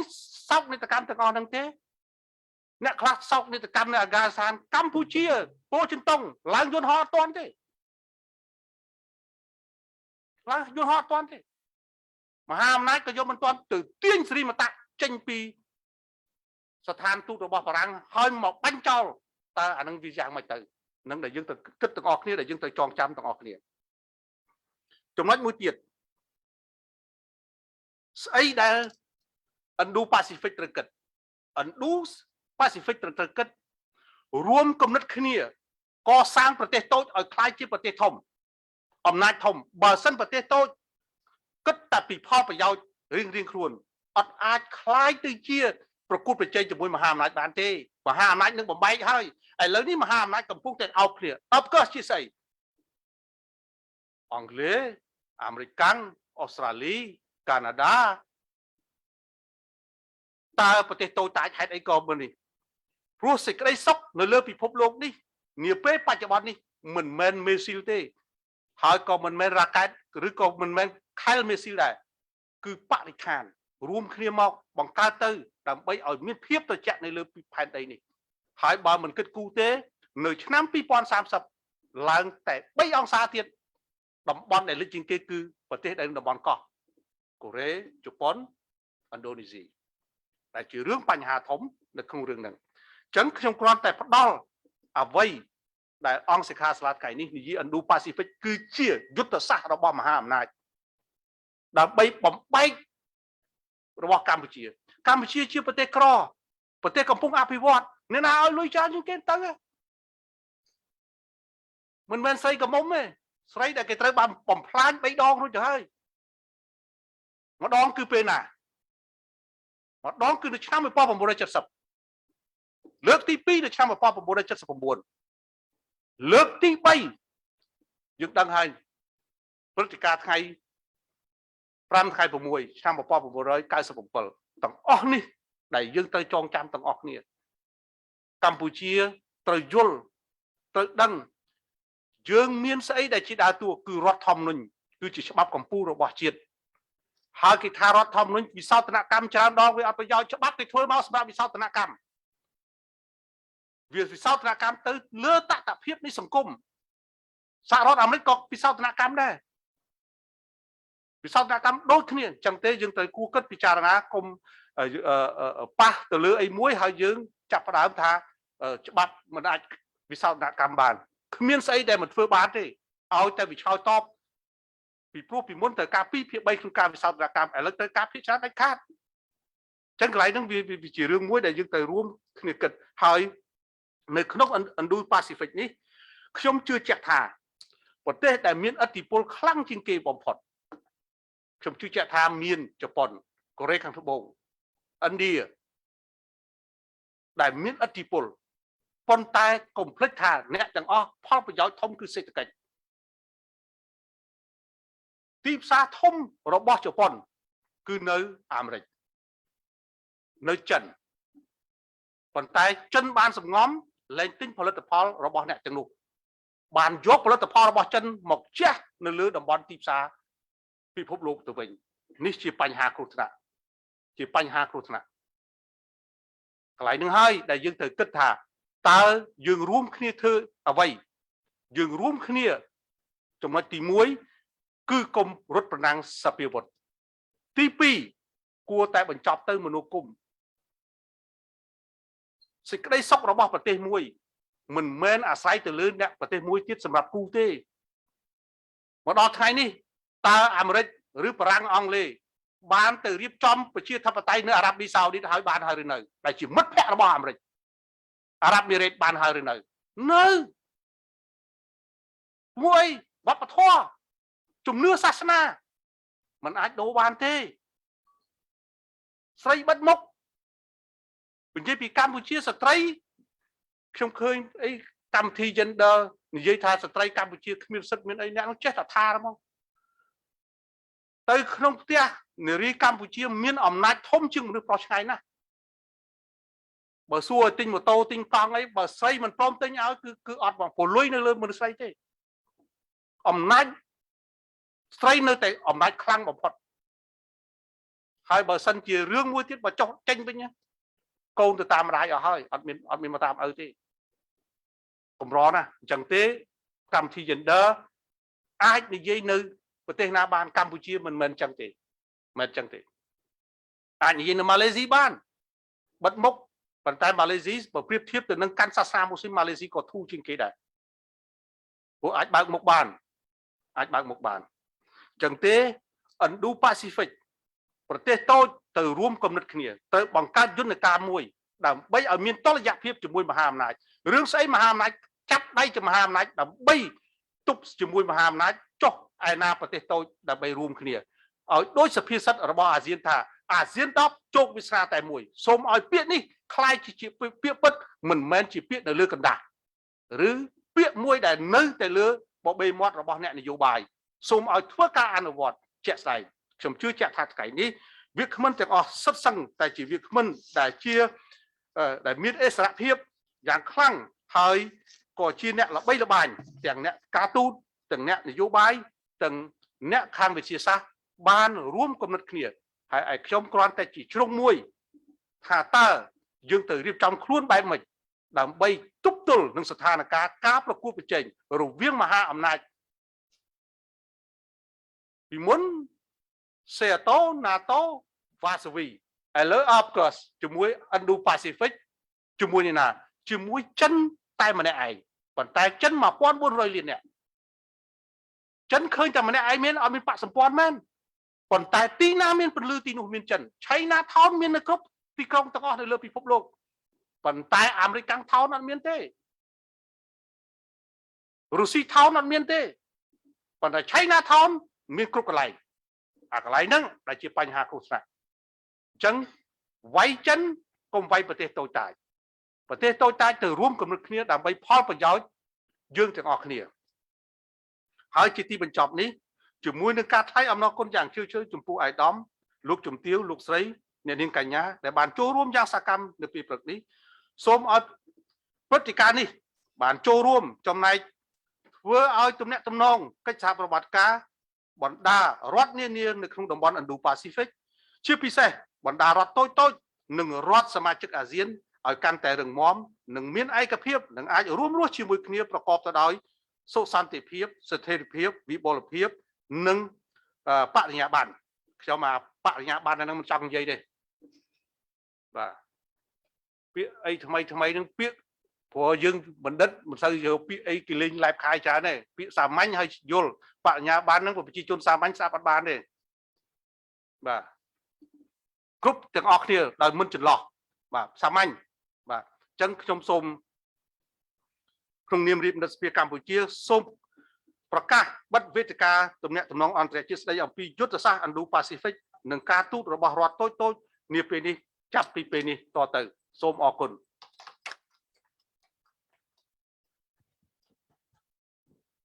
Thank you very much, His Excellency, for the insightful and impressive closing remarks.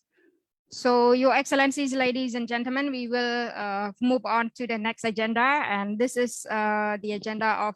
presenting the certificate of appreciation to our moderator and also speakers and plus MC as well. So I would like to invite once again His Excellency Academician President of the Royal Academy of Cambodia to present the certificate of appreciation to our speakers and moderators. So first I would like to invite Ms. Pecharadin, lady first.